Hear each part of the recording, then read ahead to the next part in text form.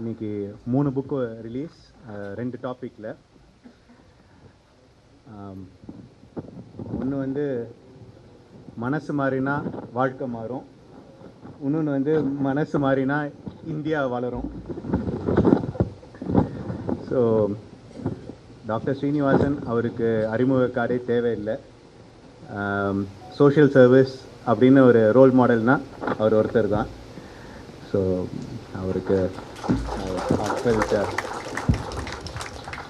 அவரோட புக்ஸ் எல்லாமே பார்த்தீங்கன்னா ரொம்ப எளிமையாக சிம்பிளாக ஒரு லேமேன் என்ன மாதிரி ஒரு லேமேனும் படிக்கிற அளவுக்கு அவர் காம்ப்ளெக்ஸ் விஷயங்களை சொல்லியிருப்பார். But very simple, easy to understand, and அதில் நிறைய டிப்ஸ் கொடுத்துருப்பாரு ஹவு டு ஃபாலோ இட். இப்போ ஃபார் எக்ஸாம்பிள் இந்த புக்கை எடுத்திங்கன்னா வி ஷல் காங்கர் ஒரு மன அழுத்தம், ரெண்டுமே பார்த்தீங்கன்னா அரவுண்ட் நிறைய எக்ஸைட்டிங் ஃபேக்ட்ஸ் இருக்கும், நிறைய நுணுக்கமான விஷயங்களை கொடுத்துருக்காரு. லைக் நம்ம பிரெயினில் வந்து 1400 crore நியூரான்ஸ் ரைட் இருக்குது. அதில் ஒரு பர்டிகுலர் நியூரான், லைக் நம்ம வந்து இன்னொருத்தர் கொட்டாவி விட்டாங்கன்னா நம்மளும் கொட்டாவி வருது. ஒரு குழந்தைய பார்க்குறோம், அந்த குழந்தை சிரிக்கும் போது நமக்கும் ஒரு சிரிப்பு வருது. இது வந்து முக்கியமாக இது பண்ணுறதுக்கு காரணம் வந்து மிரர் நியூரான். ஸோ ஒரு மனுஷன் இன்னொன்று ஒரு மனுஷனை பார்த்து கற்றுக்கிற இதை அபிலிட்டியை கொடுக்கறது வந்து மிரர் நியூரான். அதை அழகாக சொல்லியிருப்பார் அவர். அதே மாதிரி நம்ம எல்லா மேடையிலையோ இல்லை சினிமாலேயோ சில ஜோக் வரும். எப்படி நம்ம ஒய்ஃபுக்கு மட்டும் நம்ம பர்த்டே, நம்ம வெட்டிங் ஆனிவர்சரி, நம்ம போட்ட கலர் ட்ரெஸ்ஸு எல்லாம் ஞாபகம் இருக்குன்னு. அதோட கல்பிரிட் யாருன்னு அவர் சொல்லியிருப்பார், செரிப்ரல் கார்டெக்ஸ் அப்படின்னு. அது வந்து அவங்களுக்கு கொஞ்சம் பிகர் சைஸில் இருக்கும். ஸோ அதனால அவங்களுக்கு நினைவாற்றல் இன்னும் நிறையவே இருக்கும்னு சொல்லியிருப்பார். அதே மாதிரி நம்ம டிப்ரெஷனை ரொம்ப அழகாக நிறைய அனுபவங்களில் இதில் சொல்லியிருக்காரு. ஃபார் எக்ஸாம்பிள் ஒருத்தர்கிட்ட வந்து பேசுவார், ஒருத்தரோட காஃபி சாப்பிட்டுட்டு நல்லா பேசி நல்லா சிரித்து பேசிட்டு அன்றைக்கி ஈவினிங் பார்த்தீங்கன்னா சூசைட் பண்ணி செத்துருப்பார். ஸோ டிப்ரெஷன் வந்து we can't see depression in your face. அதாவது முகபாவங்கள்லையோ இதுலேயோ we can't recognise depression, it is inside it. அது எப்படி அணுகணும், அது எப்படி வருது, அது என்ன சயின்ஸ், அது எல்லாமே அவர் வந்து he would have explained it clearly in the book.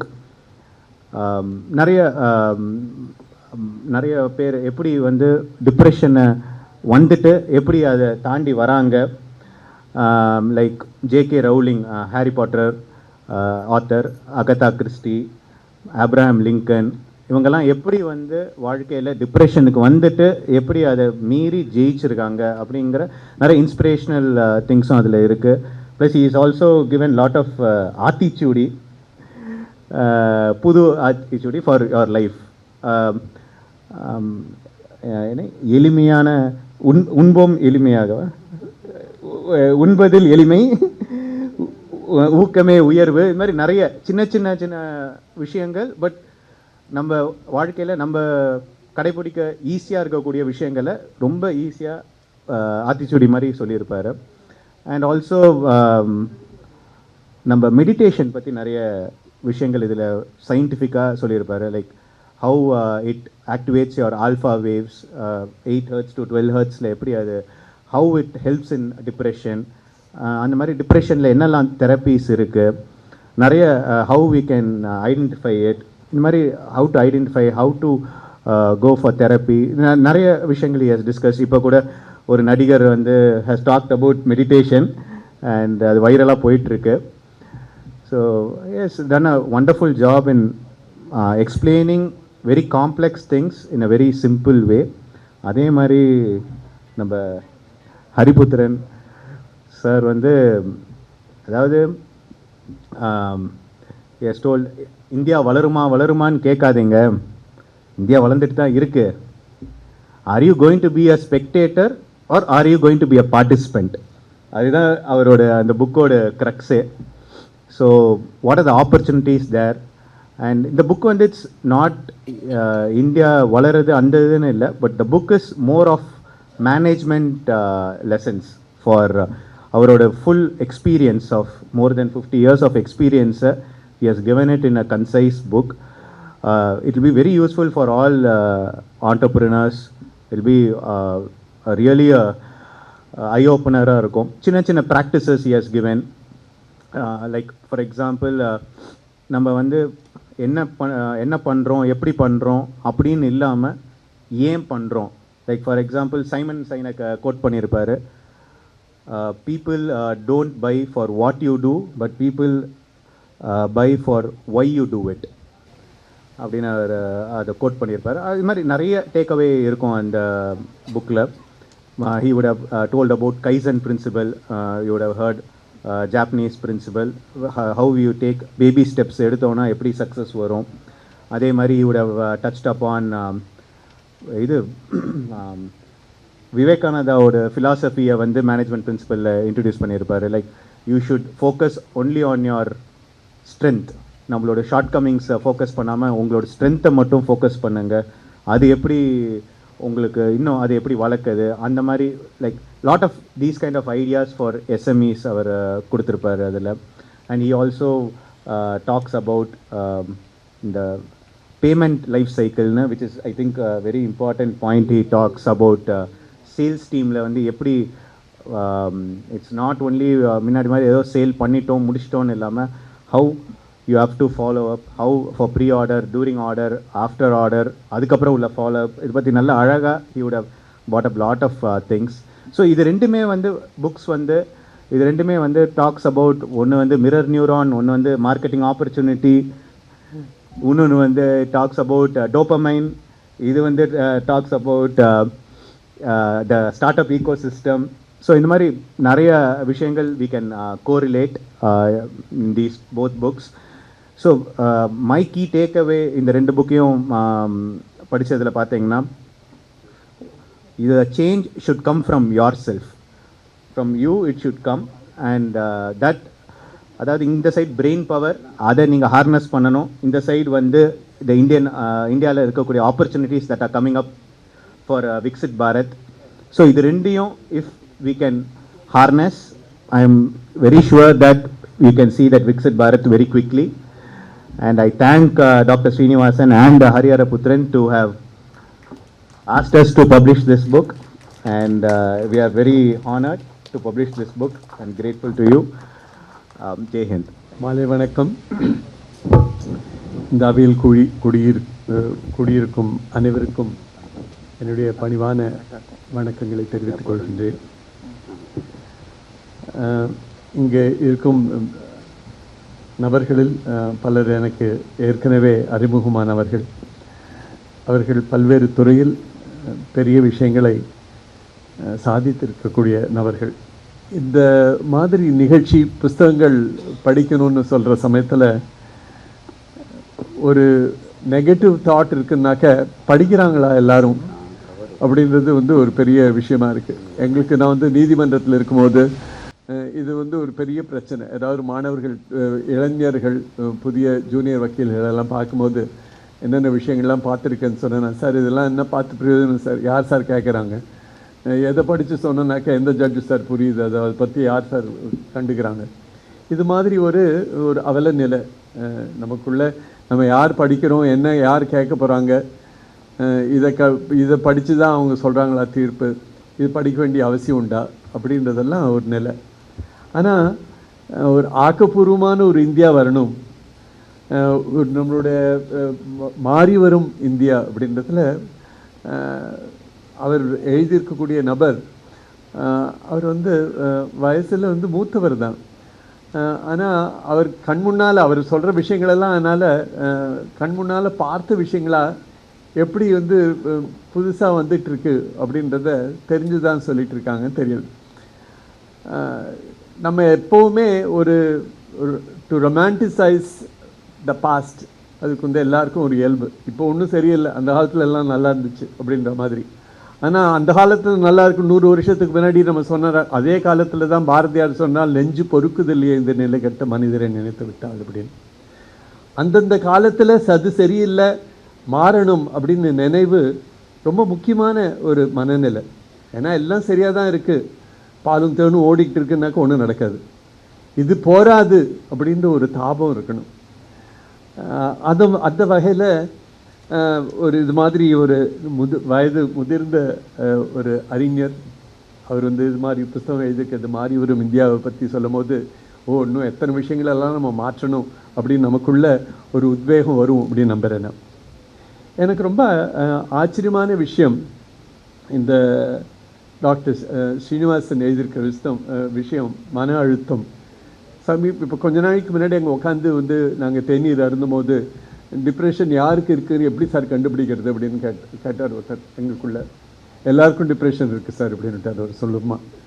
So it's all various states அந்த வகையில் தான் இருக்குது அப்படின்ற அளவில் புரிஞ்சுக்கிட்டோம்.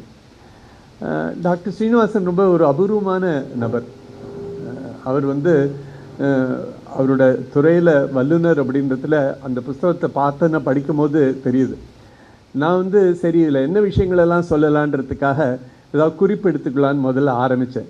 அப்புறம் பார்த்தேனாக்கா ஒவ்வொரு பக்கத்துலையும் குறிப்புன்னு போட்டு கோடு போட்டு வச்சுருக்கேன். ஒன்றும் பிரயோஜனமே இல்லை அது. அப்படின்னா புஸ்தகமே ஃபுல்லாகவே எடுத்துப்போம். இது எப்போ ஒன்றா ஒரு ரேண்டமாக ஒரு பக்கத்தை திறந்து சொல்லுவோம் அப்படின்னு. இவர் இதில் சொல்லியிருக்கிற விஷயங்களோட பாங்கு ரொம்ப அருமையாக இருக்குது. இந்த புத்தகத்தை வெளியிட்டவரே ஒன்று சொன்னார், ஒரு நாவல் படிக்கும்போது எப்படி இருக்குமோ அந்த அனுபவத்தை கொடுக்குறாரு. ஆரம்பமே அந்த புத்தகத்தோட ஆரம்பம் அப்படி தான் இருக்குது. வாசு ஸ்ரீதரை பார்க்க போகிற வழியில் வந்து பஸ் எல்லாம் வந்து உடனடியாக கிடைக்கல, கொஞ்ச நேரம் அலுப்பு தட்டுறது, பஸ் லேட்டாக போய் சேருது. போயிடுற நபரை போய் பார்த்தனாக்கா அவருடைய நண்பர் ஸ்ரீதர் அங்கே வந்து நீயாடா வந்து அப்படின்னு சொல்லிட்டு ஒரு இன்ப அதிர்வு அவனுக்கு. வா நம்ம போய் ஹோட்டலில் போய் நம்ம இடத்துல இருக்க கேன்டீனில், ஆஃபீஸில் இருக்க கேன்டீனில் போய் சாப்பிடலாம் அப்படின்னு சொல்லிட்டு ஏதோ சாப்பிட்டுட்டே பேசலான்னு சொல்கிறேன். ரொம்ப சந்தோஷமாக சாப்பிட்டுட்டு பேசுகிறாங்க. முடிச்சுட்டு வரும்போது வாசுக்கு வந்து உடனடியாக பஸ்ஸு கிடைக்கிறது, ரொம்ப விரைவாக வந்துடுறாங்க. எல்லாம் சந்தோஷமான சூழ்நிலையாக தான் இருக்குது. வீட்டு வந்தனாக்கா இறுக்கமான இருக்கிற துணியை அவுத்து போடுறாரு. வந்து போட்டுட்டு உடனே என்ன பண்ணுறாரு, ஒரு நைலான் கயிறு பிடிச்சி பார்த்து துணி எங்கே எப்படி போட்டு பார்க்குறாரு, சரியாக விழமாட்டேங்குது. அந்த கொக்கியில் சேரை போட்டு அதில் போட்டு கழுத்தில் தொங்கிடுறாரு. இதை வந்து இந்த கதை ஆரம்பம் வந்து இதுமாரி இந்த புஸ்தகத்தில் ஒரு ஆரம்பம் வந்து எல்லாம் சரியாக தானே போகுது, தடால்னு எங்கே இப்படி ஒரு மாற்றம், என்ன திடீர்னு மனுஷனுக்கு எப்படி ஒரு மனசில் இருக்கும். அவர் ஆரம்பம் அடுத்த சாப்டர் வரத்துக்கா, ஆகவே எப்படி இருக்கு இது மாதிரி எப்படி மனநிலையெல்லாம் மாறுன்றத வாருங்கள் அடுத்த சாப்டருக்கு போவோம் அப்படின்றார். அது மாதிரி ஒரு சாப்டர் இன்னொரு சாப்டரோட போகக்கூடிய நிலை வந்து ரொம்ப அருமையாக அவர் சொல்லியிருக்காரு. அதில் சில விஷயங்கள்லாம் பார்க்கும்போது நம்ம அன்றாட வாழ்க்கையில் நம்ம பார்க்குற விஷயமா மாதிரி இருக்குது. வீட்டுக்கு வர பெண்ணு வந்த உடனே அம்மா வாசலில் கதவை திறந்து கொடுத்து காஃபியும் கொடுப்பாங்கன்னு எதிர்பார்க்குறா. அன்றைக்கி அப்படி இல்லை. கதவு இதுமா திறந்துருக்கு, தள்ளின்னு போகிறாங்க. நான் காஃபி கொடுக்கறதுக்கு தயாராக இல்லாமல் அம்மா உள்ளே போய் படுத்துட்டுருக்காங்க. என்ன ஆச்சு அம்மாவுக்கு, தானே காஃபி போட்டுருக்கா. காஃபி போட்டுட்டு திருப்பி அம்மா கொண்டு போய் கொடுக்கலாமா அப்படின்றதுக்காக பார்க்குறேன். உன் மனசு உனக்கு எதுவும் முகமே சரியா இல்லையே, ஏன் காஃபி உனக்கு வேணுமா அப்படின்னு சொல்லிட்டு போட்டு கொடுக்குறான். அவளுக்கு வந்து ஒரு பெரிய அழுத்தம், மன அழுத்தம் உள்ள ஒரு நோயாளியாக இருக்காங்க அப்படின்னு சொல்ல வர்றார். அதுலேருந்து நம்ம தெரிஞ்சுக்கிற விஷயம் என்னன்னாக்க, இது வந்து ஒரு மன அழுத்தம் அப்படின்ற ஒரு நிலை சாதாரண குடும்பத்தில் சாதாரணமாக இருக்கக்கூடிய ஒரு நிலையில் ஒரு மகள் தன்னுடைய அம்மாட்டேருந்து என்ன எதிர்பார்க்குறாங்களோ அது தினம் கிடைக்கும்னு நினைக்கிறது ஒரு நாள் நடக்கலை. என்ன இருக்குன்னாக்கா ஏதோ ஒரு ஆழமாக ஒரு விஷயம் கொஞ்சம் கொஞ்சமாக அரிச்சு போய் அவங்களோட மன அழுத்தம் எந்த நிலையில் இருக்குது அப்படின்னாக்கி எதுவுமே பிடிக்காத ஒரு நிலை இருக்கா மாதிரி இருக்குது. இது மாதிரி சொல்ல வர விஷயங்கள் எல்லாம் ஏதோ ஒரு நாவல் படிக்கிற மாதிரி அப்பப்போ இருக்குது. எனக்கு வந்து ரொம்ப ஆச்சரியம். சில விஷயங்கள்லாம் நம்மளுடைய நான் சமீபத்தில் திருவண்ணாமலையில் சில காலம் நான் இருந்தேன். தனிமை வேணும்னு நினச்சேன். மனசை பற்றி நாமே நிறைய தெரிந்து கொள்ளணும் அப்படின்னு ஒரு தாபம். எல்லாம் நாள் முழுக்களும் பிரத்தியாரை பற்றி பேசிக்கிட்டு இருக்கோம். நாம் நம்ம பற்றி நினைக்கிறோமா அப்படின்றது வந்து அதுக்கு ஒரு சுய தேடல் இருக்கணும் அப்படின்னு நினச்சிட்டு தான் நான் போனேன். எனக்கு வந்து அதில் வேதங்கள்லாம் திருப்பியும் பழைய விஷயங்கள்லாம் படிக்கணுமே அப்படின்னு தோணினது. அதனால் பழைய விஷயங்கள் எப்பயோ படித்து மறந்து போன விஷயங்களெல்லாம் திருப்பி அங்கே இருக்கிற ஒரு ஆசிரியர் மூலமாக தெரிஞ்சுக்கிறதுக்கு முயற்சி பண்ணேன். அதில் தைத்திரிய உபநிஷத்தில் பிரம்மானந்தவல்லி பிருகுவல்லி படிக்கும்போது அதில் வந்து முதல்ல எப்படி அந்த பிருகு அவருடைய தகப்பனாட்ட போய் பிரம்மன் எது அப்படின்னு கேட்குற விஷயம். இதில் இந்த என்ன விஷயம்னா, இந்த புஸ்தகத்தில் இது ஏதோ மனோ தத்துவம், மருத்துவம் அதுக்காக நாடி போனேன்னா அதுதான் இருக்கான்னா இல்லை, அதை தாண்டி இருக்கு. இதில் எங்கே இந்த அவர் சொல்லக்கூடிய விஷயங்களில் எது தத்துவம், எது மருத்துவம், எது வாழ்க்கை, இது அத்தனையும் ஒன்றோடு ஒன்று ரொம்ப இணைந்து நமக்கு எல்லாருக்கும் ஏதோ புது விஷயத்தை நமக்கு ஒவ்வொரு பக்கத்துலேயும் ஏதோ ஒரு புது விஷயத்தை கொடுத்துட்ருக்கு. அதில் electrical impulses how they are இந்த மைண்டில் வந்து the alpha, beta, gamma, theta, delta, இது மாதிரி ஒவ்வொன்றும் ஒரு ஸ்டேட் ஆஃப் மைண்ட் கான்ஷியஸ்னஸை கொடுக்கறது அப்படின்னு அவர் சொல்லி, அதோட வேகம் எப்படி, அந்த இஇஜிலெல்லாம் மனசு எப்படி இருக்குது, மனம் எப்படி இருக்குது, எங்கே எப்படி இயங்கிறது அப்படின்னு சொல்கிற விஷயத்த பார்க்கும்போது சமீபத்தில் நாங்கள் வந்து ஒரு புஸ்தகம் ஒன்று பார்த்தேன். அந்த புஸ்தகத்தில் வந்து there was a book, A World Appears, this is what the book says. அதில் மனம் மற்றும் உணர்வு நிலை, கான்ஷியஸ்னஸ் உணர்வு நிலைன்னு சொல்கிறாங்க அவர் அதை பற்றி பேசும்போது அவர் வந்து மைக்கேல் போலன் அப்படின்ற ஒரு ரைட்டர், மேற்கத்திய உலகத்தில் மிக இன்னைக்கு பெரிய ஆய்வுகள் நடந்து வருது. அதில் பிரபல எழுத்தாளர் மைக்கேல் போலன் அவர் என்ன சொல்கிறாங்க, world appears a journey into consciousness அப்படின்னு ஒரு நூல் எழுதும் போது ஒரு கேள்வியை கேட்குறார். உலகம் என்பது வெளியில் எப்படி இருக்கிறதோ அப்படியே நமக்கு தெரிகிறதா, அல்லது நமது மூளை கட்டமைத்து காட்டும் பிம்பமாக தெரிகிறதா? Such a fundamental question. How we see the world. Is the same world, is everyone seeing the same way? Are you seeing it differently from how I am seeing? Is it so subjective? Is the world so subjective? These are questions. அதில் வந்து அனில் சேத்ன்ற ஒரு நரம்பியல் அறிஞருடைய வார்த்தையை மேல்கோள் காட்டுறார் அவர். I open my eyes and a world appears. நான் கண்ணை திறக்கிறேன், ஒரு உலகம் தோன்றுகிறது அப்படின்னு சொல்கிறார். நமது மூளை உருவாக்கும் கட்டுப்படுத்தப்பட்ட மாயை, கண்ட்ரோல்டு ஹாலுசினேஷன் அப்படின்னு சொல்கிறாங்க. நம்முடைய வெளி உலகம், மன அழுத்தம், டிப்ரெஷன் அப்படின்ற வரும்போது இந்த மூளை வெளி உலகத்தை பார்க்கும் பார்வையே பெர்செப்ஷன் எதிர்மறையாக மாறிவிடுகிறது. மைக்கேல் போலன் காட்டி எந்த விஷயத்தை மேற்கத்திய நரம்பியல் உண்மையைத்தான் டாக்டர் ஏவிஎஸ் இந்த புஸ்தகம் மூலமாக நமக்கு கொடுக்குறாங்க. இதில் நான் வந்து சொல்லும் போது சயின்ஸ் இருக்குது அப்படின்றது இந்த பிருகுவல்லாம் சொல்கிறதுல அதில் ஒரு 5 கோஷங்கள் இதெல்லாம் நான் கேள்விப்பட்டிருப்போம். நிறைய விஷயம் நம்ம சொல்லும் போது அன்னமய கோஷம்னு சொல்கிறது, கோஷம்னு சொல்கிறது, கோஷம்னு சொல்கிறது வந்து கிராஸ் பாடி, உணவால் ஏற்பட்ட உடம்பு. இது பிராணமயம் அப்படின்னாக்கா இந்த எப்படி மூச்சு எவ்வளவு முக்கியம் அப்படின்றதுல, மனோமயம் மனம் எப்படின்றது, விஞ்ஞானமயம் விஸ்டம் அப்படின்னு சொல்லக்கூடிய விஷயம், ஆனந்தமயம் எப்படி எப்பயுமே ஒரு ஆனந்தமான ஒரு ஸ்திதியில் இருக்குது அப்படின்னு சொல்கிறது அத்தனையுமே it's connected in some way to this. அன்னமயம் சொல்லும் போது பீட்டா வேவ்ஸ் 13 to 30 மெகாஹெர்ட்ஸ், பிராணமயம் ஆல்ஃபா வேவ்ஸ் 8 to 12, மனோமயம் தேட்டா வேவ்ஸ் 4 to 8 ஹெர்ட்ஸ், விஞ்ஞானமயம் காமா வேவ்ஸ் greater than 30, ஆனந்தமயம் டெல்டா வேவ்ஸ் 0.54 ஹெர்ட்ஸ். ஸோ இது மாதிரி வேதங்களில் எவ்வளோ 2000 வருஷங்களுக்கு முன்னாடி சொல்ல விஷயங்கள் கிராஸ் பாடி, அதே மாதிரி திருப்பியும் இப்போ மாடர்ன் சயின்ஸில் சொல்லும் போது ஒரு இணைப்பு ஒன்று இருக்குது இதோட புஸ்தகத்தில். அதனால் ஒரு தத்துவம், சயின்ஸ், மெடிசன், அண்டர்ஸ்டாண்டிங் மைண்ட். நான் திருவண்ணாமலையில் இருந்தேன்னு சொன்னேன், அதனால் ஒரு எண்ணம் எனக்கு மனசில் விஷயம். அதில் வந்து ஆணித்தரமாக சொல்லக்கூடிய ஒரு விஷயம் அவர் என்ன சொல்லுவார்னாக்க, யாருக்கு இந்த மன அழுத்தம் அவர்கிட்ட போய் கேட்டேனாக்க அவர் சொல்லியிருக்கார். அதுவே நம்ம பகவான் ரமணத்தை சொல்லும் போது, அறிவியல் ரீதியாக மூளையை ஆராயும் போது அதே வேளையில் தத்துவ ரீதியாகவும் மன அழுத்தத்தை வெல்ல பகவான் உறுதுணை புரிவான். ரமணர் கேட்பார், உனக்கு வரும் மன அழுத்தமும் சோகமும் எண்ணங்களால் உருவாகின்றன. அந்த எண்ணங்கள் யாருக்கு வருகின்றன? எனக்கு வருகின்றது. அப்படி என்றால் அந்த நான் யார்? இது மாதிரி ஒரு கேள்வி கேட்ட ஆரம்பித்தனாக்க அதுவே அடங்கி போயிடும். பல விஷயங்கள் வந்து ரொம்ப ஆச்சரியமாக இருக்குது. நம்ம அனுபவ ரீதியாக நடக்கக்கூடிய ஒரு விஷயத்தை ரொம்ப எளிமையாக சொல்லக்கூடிய இந்த புத்தகம். ஒரு விஷயம் சம்பாஷணம் பண்ணும்போது சொன்னார், இந்த நான்ற எண்ணமே உடனடியாக பிறந்த உடனே குழந்தைக்கு தெரியறதில்லை. அழறது, பால் குடிக்கணும்னு சொல்கிறது, அது வந்து தனக்கு ஏதாவது வேணும்னு சொல்லும் போது கூட இப்போ ராம்ஜினாக்க ராம்ஜிக்கு வேணும், அதுக்கு ராம்ஜின்னு பேர் இருக்கும், ராம்ஜிக்கு வேணும்னு சொல்லுவேன், எனக்கு வேணும்னு சொல்ல தெரியாது. அது ராம்ஜின்றது வேற யாரோ சொன்ன மாதிரி.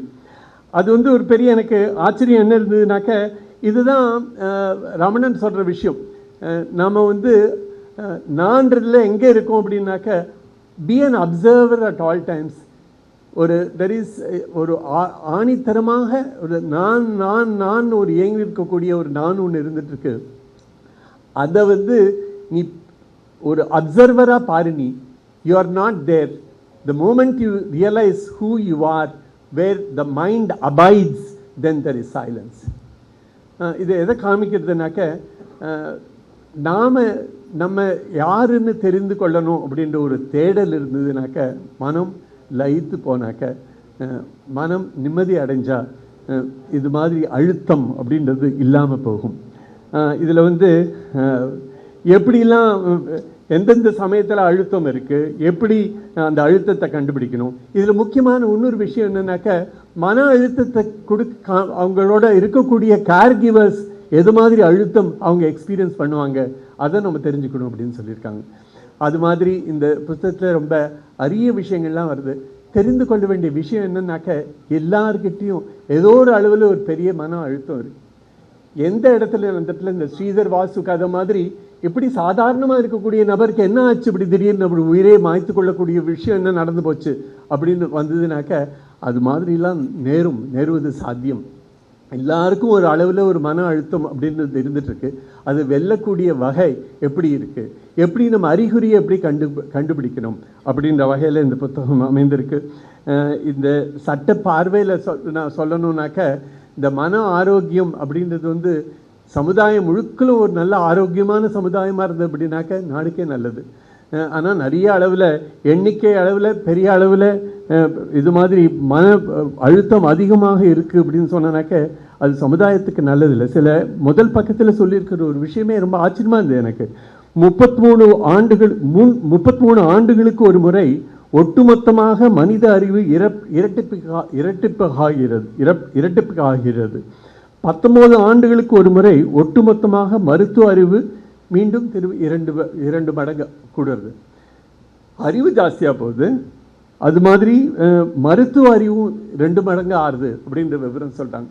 அதனால் எதெல்லாம் மன அழுத்தம் இல்லை, எது ஒன்றும் இல்லை அப்படின்னு நினைக்கிறோமோ அதுலேருந்து மாறக்கூடிய ஒரு நிலை நம்மளோட அதிக விஷயங்கள் தெரியறது மூலமாகவே இருக்குது.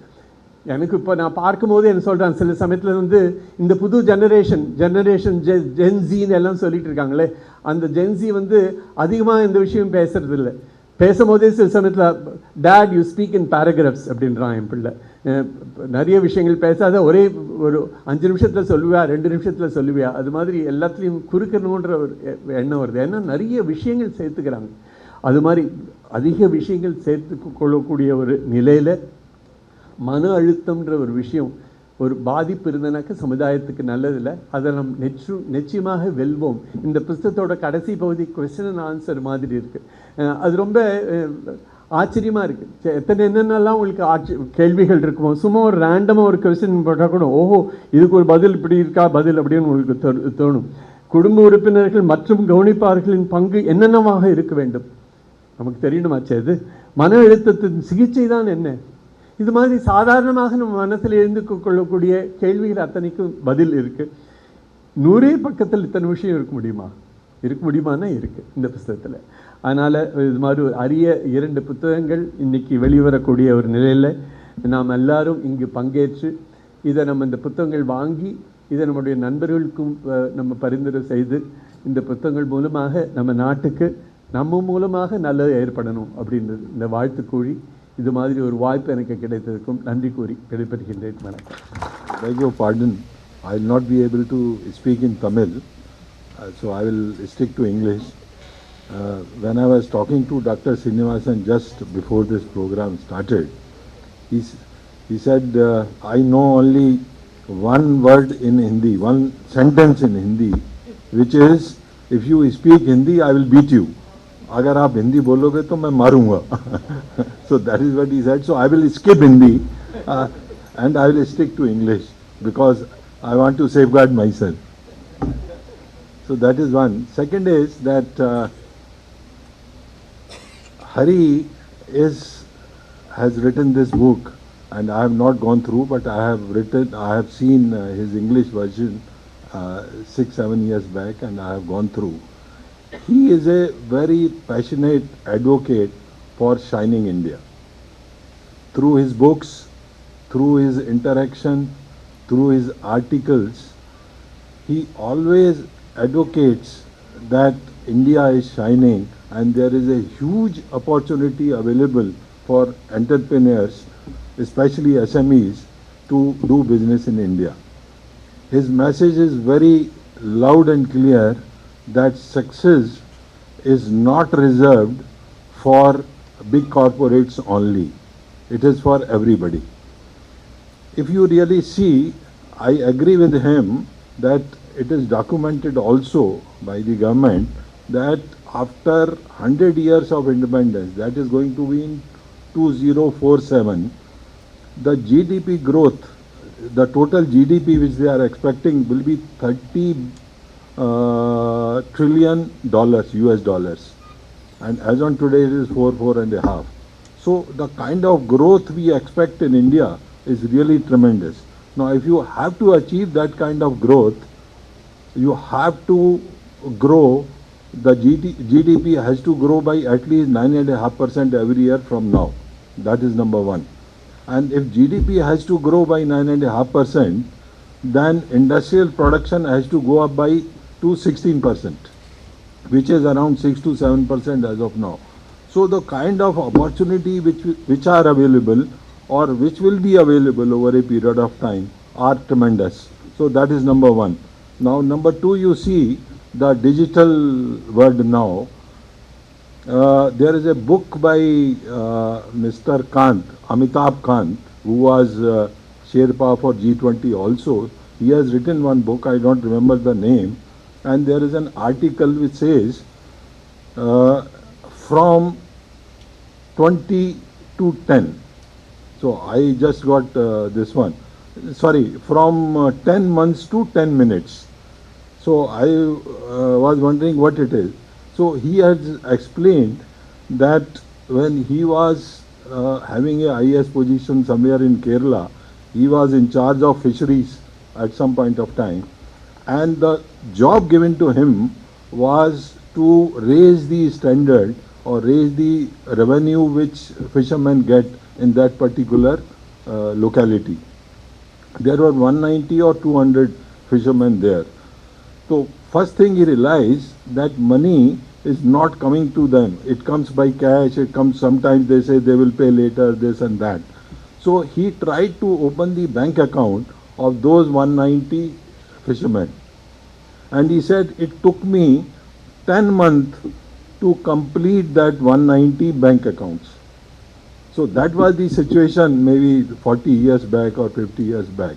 Now he says you have your mobile phone, you have everything in your pocket, within 1 minute you can open your bank account. So the drastic change which has happened over a period of time is really tremendous. That is one.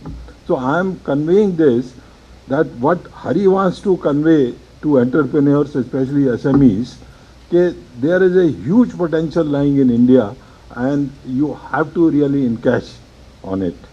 That is one. Now if you see, if you go a little backwards, when I joined, sorry I am giving an example only from the paint industry because I have done nothing except the paint.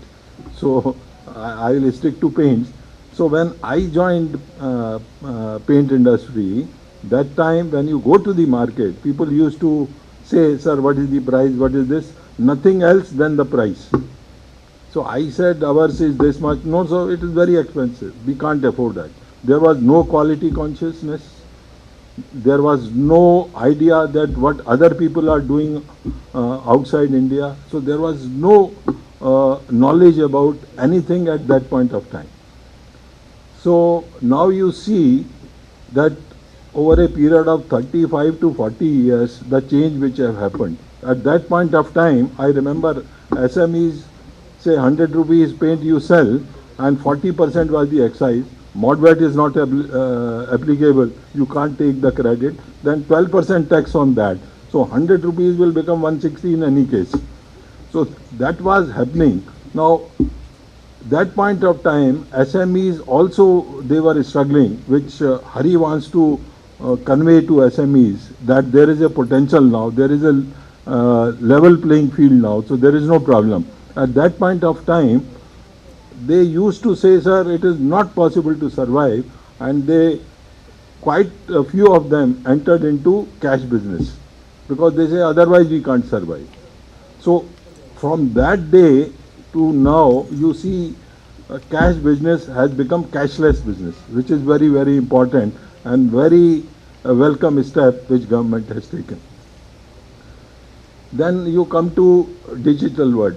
Now digital world, as I mentioned to you, that within 1 minute you can open the bank account, in 1 minute you can buy shares, you can sell shares, whatever you want to do, the all information in the world is available and you can approach or you can get it within 1 minute. So that is the change which has happened in the Shining India. That is one. Secondly, now if there is a crowd and all of a sudden a beautiful girl appears, so everybody's attention will be there. So that is what in digital world it is happening, and that beautiful girl is artificial intelligence. Everybody is behind artificial intelligence, which will improve the efficiency, which will cut time, which will have more accuracy. So the kind of time you are devoting in so many other areas which are not very fruitful, so that will also cut. For example, I went to say income tax department a few days back, and I was trying to surrender my TAN number. So he says, sir, you have to do online. I said, yeah, I will do online, but you have to give the hard copy also. So I said, why? No, sir, this is a rule.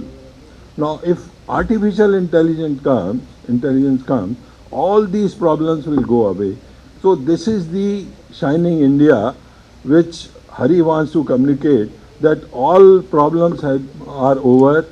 It is a level playing field and you can do business without having any difficulty. So ease of business degree has gone up like anything. But there is one more thing, that you have everything in your pocket, you can connect the world, you can approach, you can get whatever information you want in terms of quality, in terms of management, in terms of anything, you can get in 1 or 2 minutes through your mobile phone. So that facility is available. There is a level playing field also, which is not a problem now. After GST came into picture in 2017, I think huge improvement has happened after that. So there is a level playing field. There is a information availability is no problem. Then what is missing? So there is one more thing which is very, very important, is your mindset. Your mindset has to change, that you want to do this, and that is the only way to survive. If you are not able to change your mindset, then it is very difficult to survive. So the first thing is, you have everything, but mindset is missing. So that is what Hari wants to explain through his book and earlier also through his English version, that this is very important. Mindset has to be changed, especially for SMEs. Now, even if you change mindset, then what to do? So what he is conveying, that there are only one mantra which is important, especially for SMEs, that excellence through innovation. You have to innovate whatever business you are doing. Don't try to be so big. Don't try to spread your leg everywhere. But whatever you are doing, you have to do it and you have to achieve excellence in that. So that is what he wants to convey. In fact, I can recognize few people in this crowd who are SMEs also and from the big industry also. They are doing the same thing. Now, for example, sorry Mahesh, I am taking your name and your company name, that when Nippon Paint came to India, everybody was saying that they can't fight with the giant and all that. That is true. But if your objective is not to fight with the giant, but whatever field you are in, and whatever segment you are in, there is a scope to enter into a niche market, and that is what lot of people are doing, including Nippon Paints. So my take, according to Hari, I agree with him, and it is that whatever you do, you have to show your excellence through innovation. You have to be innovative, you have to be hardworking, and then there is no limit for your growth, especially in India, because India has come to a stage where ease of business is there, everything in terms of digital technology is there, and all kind of support is given by the government these days. So thank you so much. I would like to congratulate Hari and Dr. Srinivasan for the lovely work they have done. So my heartfelt congratulations to them, and I wish them all the best. Thank you. Doctor AVS அவர்களின் மன அழுத்தத்தை வெல்வோம், we shall conquer depression என்கின்ற அந்த புத்தகமும், திரு ஹரிஹரபுத்திரனின் மாறிவரும் India மகத்தான வாய்ப்பு என்ற புத்தகமும் வெளியிடப்பட்டிருக்கின்றன. இதில் கம்பேரபிலிட்டி என்ன என்றால், everyone at some point of time goes through depression. So I think our Dr. AVS has come out with this small book as to how to conquer it. And Hariharaputran, in the economic sense, he is talking about India, which should not go into the Great Depression of what USA was, how we are building up our economy. So rendume depression related, but we are seeing from different angles. Doctor ஏவிஎஸை பற்றி முதல்ல பேசுகிறப்ப mister Lakshmi Deepan சொன்னார், he has been a man with a sense of service, and having been in Madras Medical College, I think he had been associated with it for more than 50 years, initially as a student and later on having joined there as an assistant professor, and he retired as the head of the Department of Neurology. And he has not stopped after retiring. So he said, I am not tired. And then in the last 16 years, I think he retired in 2010, 16 years he has given himself for social work plus his own practice, and at the same time participating in the international conferences about his research work and other things. And during this process, he has brought out nearly 10 books which are intended to reach to a common man. ஒரு சாதாரண மனிதன் நரம்பு பற்றிய விஷயங்களை தெரிந்து கொள்ள வேண்டும் என்றால், அது தமிழிலே வெளியிடப்பட்டால் அவன் அதை படித்து புரிந்து கொள்ள முடியும் என்பதற்காக மிகவும் எளிய முறையிலே அதை கொண்டு வந்திருக்கின்றார். அதிலே எப்போவுமே ஒரு என்ன சஜஷன்னா, ஒரு கதை போல சொன்னால் மக்கள் அதனை உடனே புரிந்து கொள்வதற்கு ஒரு எக்ஸாம்பிள் இருந்தால்தான் நமக்கு அது தெரிய வருகின்றது. அதனால் அந்த முறையிலே சொல்லி அதை நமக்கு மிகவும் தெளிவாக காட்டுகின்றார். அது சொல்கின்ற விதம் சுருங்க சொல்லி விளங்க வைத்தல். இவன் ஆஞ்சநேயரை பற்றி சொல்லும் பொழுது he was one of the best communicators என்பார்கள். ஏனென்றால் சொல்ல வந்த விஷயத்தை உடனே எந்த விதத்தில் எந்த வரிசையில் சொல்ல வேண்டுமோ அதை பற்றி சொல்லி அவர்களுக்கு தெளிவு காட்டுகின்றான் என்பார்கள். அதற்காகத்தான் நமது ராமகாதையிலே சொல்லுவார்கள், கண்டனன் கற்பினுக்கணியை கண்களால் என்று. ஸோ ராமர் அதை கேட்டார் என்றால் யார் மூலமாம்? கண்டனன்னா yes, he has physically seen. And கற்பினுக்கணியை, what was her status at that time when she was in அசோகவனா? கண்களால் நானே பார்த்தேன் என்பது. அந்த விதத்திலே சொல்லும் பொழுது அவர் அத்தகைய நல்ல வல்லுனர் பேச்சாளராக கருதப்படுகின்றார்கள். இவர் அந்த புத்தகத்திலே சொல்லும் பொழுது என்னவெல்லாம் நாம் தெரிந்து கொள்ள வேண்டும், இந்த மன அழுத்தம் என்பது இருக்கும் பொழுது எப்படி அதை உணர்வது. ஏனென்றால் இரத்த அழுத்தம் என்றால் அதை அட்லீஸ்ட் நம்ம ஒரு மெஷின் இருக்க வச்சு பார்த்துடுறோம். மன அழுத்தத்தை அவர்களுக்கே கண்டுபிடிப்பதற்கு சில நாட்கள் ஆயுது. அவருடைய பேட்டர்ன் எப்படி இருக்கின்றது என்று பார்த்து புரிந்து கொண்டு சொல்வதற்கு அது கடினமானது தான். ஆனாலும் அதை எப்படி நாம் புரிந்து கொள்ள முடியும் என்பதற்கு அதனை பட்டியலிட்டு காட்டியிருக்கின்றால். ஏனென்றால் எதிலே நாம் நேராக இப்போ இதில் HbA1c நம்ம டெஸ்ட் பண்ணி கண்டுபிடிக்க முடியாது. அதனால் என்னென்ன சிம்டங்கள் மூலமாக நாம் அதை கண்டுகொள்ள முடியும் என்பதை அதில் போட்டு காட்டியிருக்கின்றார். இதில் என்ன முக்கியமான விஷயம் என்றால், எப்பொழுதும் நாம் அந்த மனிதர் யார் அந்த மாதிரி பாதிக்கப்பட்டிருக்கின்றார்களோ அவர்களுக்குத்தான் மிகவும் கவனம் கொடுக்க வேண்டும் என்று நாம் நினைத்து கொண்டிருக்கின்றோம். அதே போல் சில நரம்பு நியூராலஜி ரிஸ்க் இருக்கும் பொழுது கேர்கிவர்ஸும் பார்க்கப்பட வேண்டும் என்பதை தான் அவர் இங்கே மெட்ராஸ் டிமென்ஷியா அசோசியேஷன் தொடங்கும் பொழுதே அப்பொழுது 2-3 கேர்கிவர்ஸ் அங்கே எக்மோரில் எழுந்து நின்று, நீங்கள் இவரை பற்றி தான் சொல்லிக் கொண்டிருக்கீர்கள், அவர்களுக்கு இந்த டிமென்ஷியாவில் என்ன தன்னை சுற்றி நடக்கிறது என்பதே தெரியவதில்லை, நாங்கள் தான் மிகவும் கஷ்டப்படுகிறோம், எங்களுக்காக நீங்கள் என்ன செய்கின்றீர்கள் என்று கேட்டார். ஏனென்றால் அந்த கேர்கிவர்ஸும் அந்த டிப்ரெஷனுக்கு போகக்கூடிய நிலைமை இருக்கின்றது. அந்த நோயாளியின் செயல் எப்படி இருந்தாலும் அவர்களை பார்த்து கொள்ள வேண்டும். ரொம்ப டிமென்ஷியாவில் சொல்லிட்டு இருப்பாங்க, வீட்டை விட்டு வெளியில் போயிட்டு எங்கே போயிட்டு அவங்களுக்கு வழியே தெரியாமல் திரும்பி வராமல் இருப்பாங்களோ அந்த மாதிரியான அந்த தாக்கம் அவர்களிடம் இருப்பதால் அவர்களுக்கும் நாம் பார்த்துக்கொள்ள வேண்டியது. அதோட சொல்கிறார், சில சமயம் ஆண்களுக்கு இருக்கிறது, பெண்களுக்கு இருக்கிறது, சிறு வயதினருக்கும் இருக்கின்றது என்று சொல்லும் பொழுது நாம் எப்படி அத்தகைய மனத்தாக்கத்தை சிறுவர்களிடம் ஏற்றக்கூடாது என்பதற்காக நாம் வழிவகுக்க வேண்டும் என்பதையும் காட்டுகின்றார். ஏனென்றால் நாம் எப்போதும் சில சமயம் சொல்லுவோம், காக்கைக்கு தன் கொஞ்சு புன்கொஞ்சு என்று.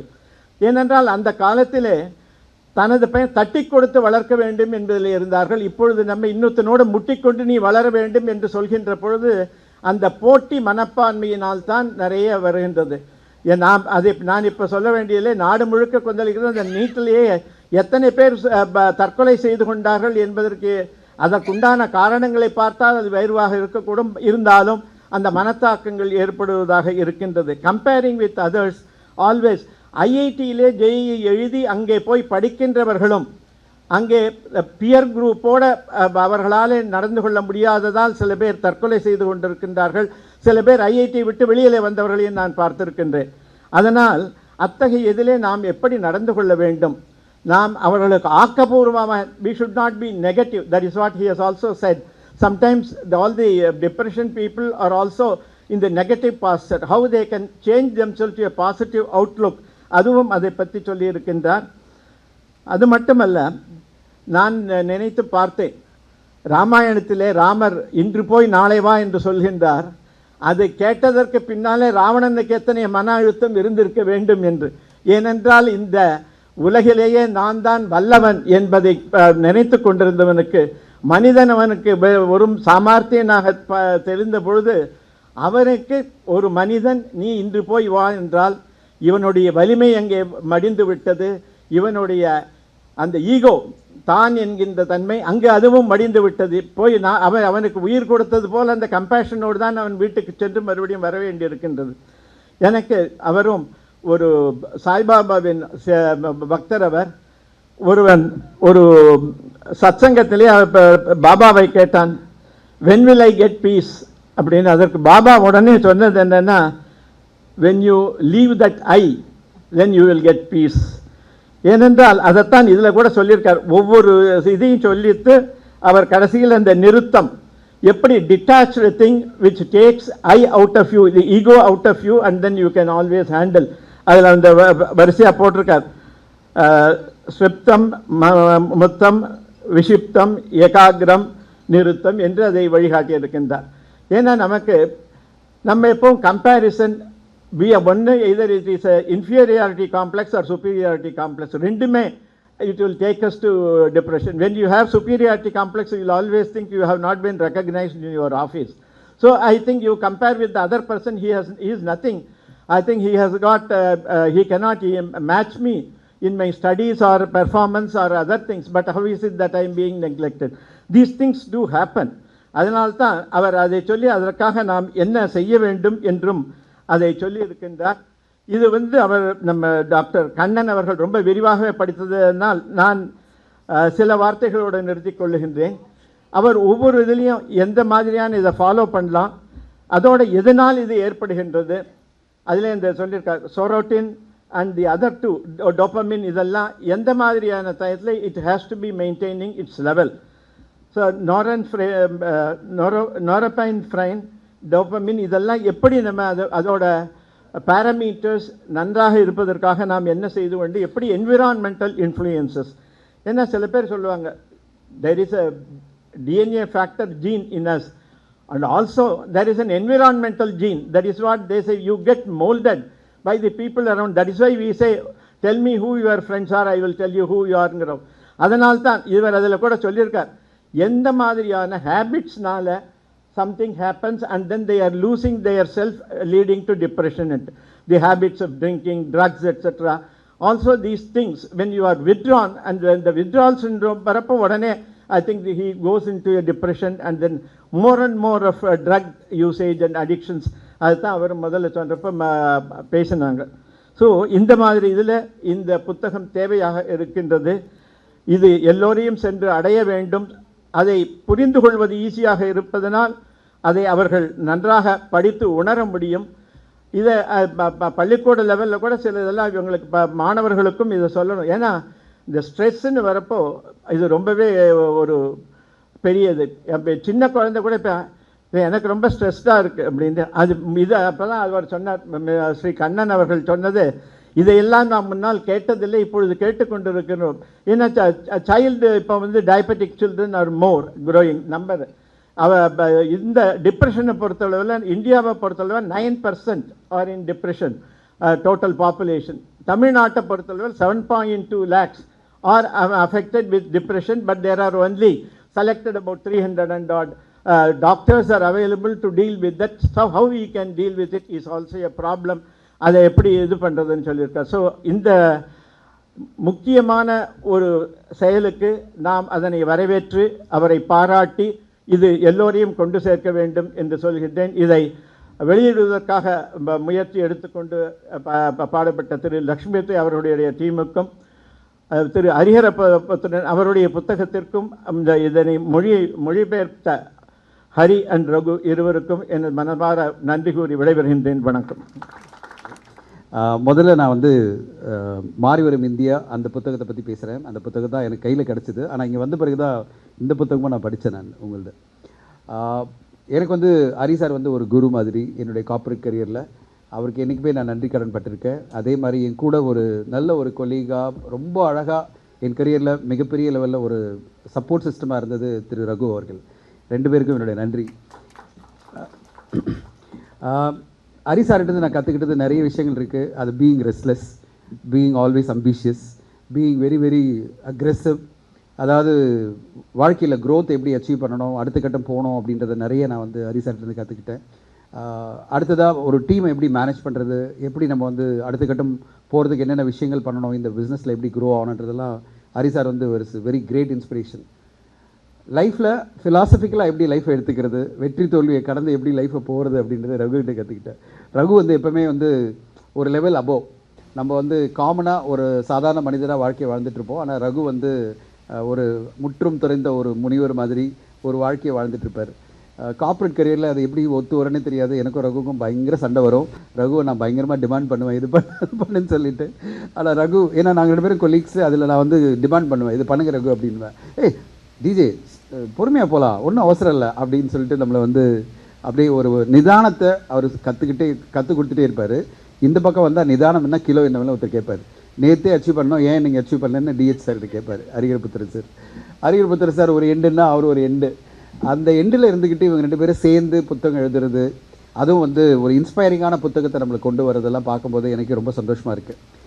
இத்தனை வருடம் காலம், அதாவது வயசெல்லாம் சொல்லக்கூடாது ஹரிஹரபுத்திரன் சாருக்கு, அவர் எப்போவுமே இளமை தான்.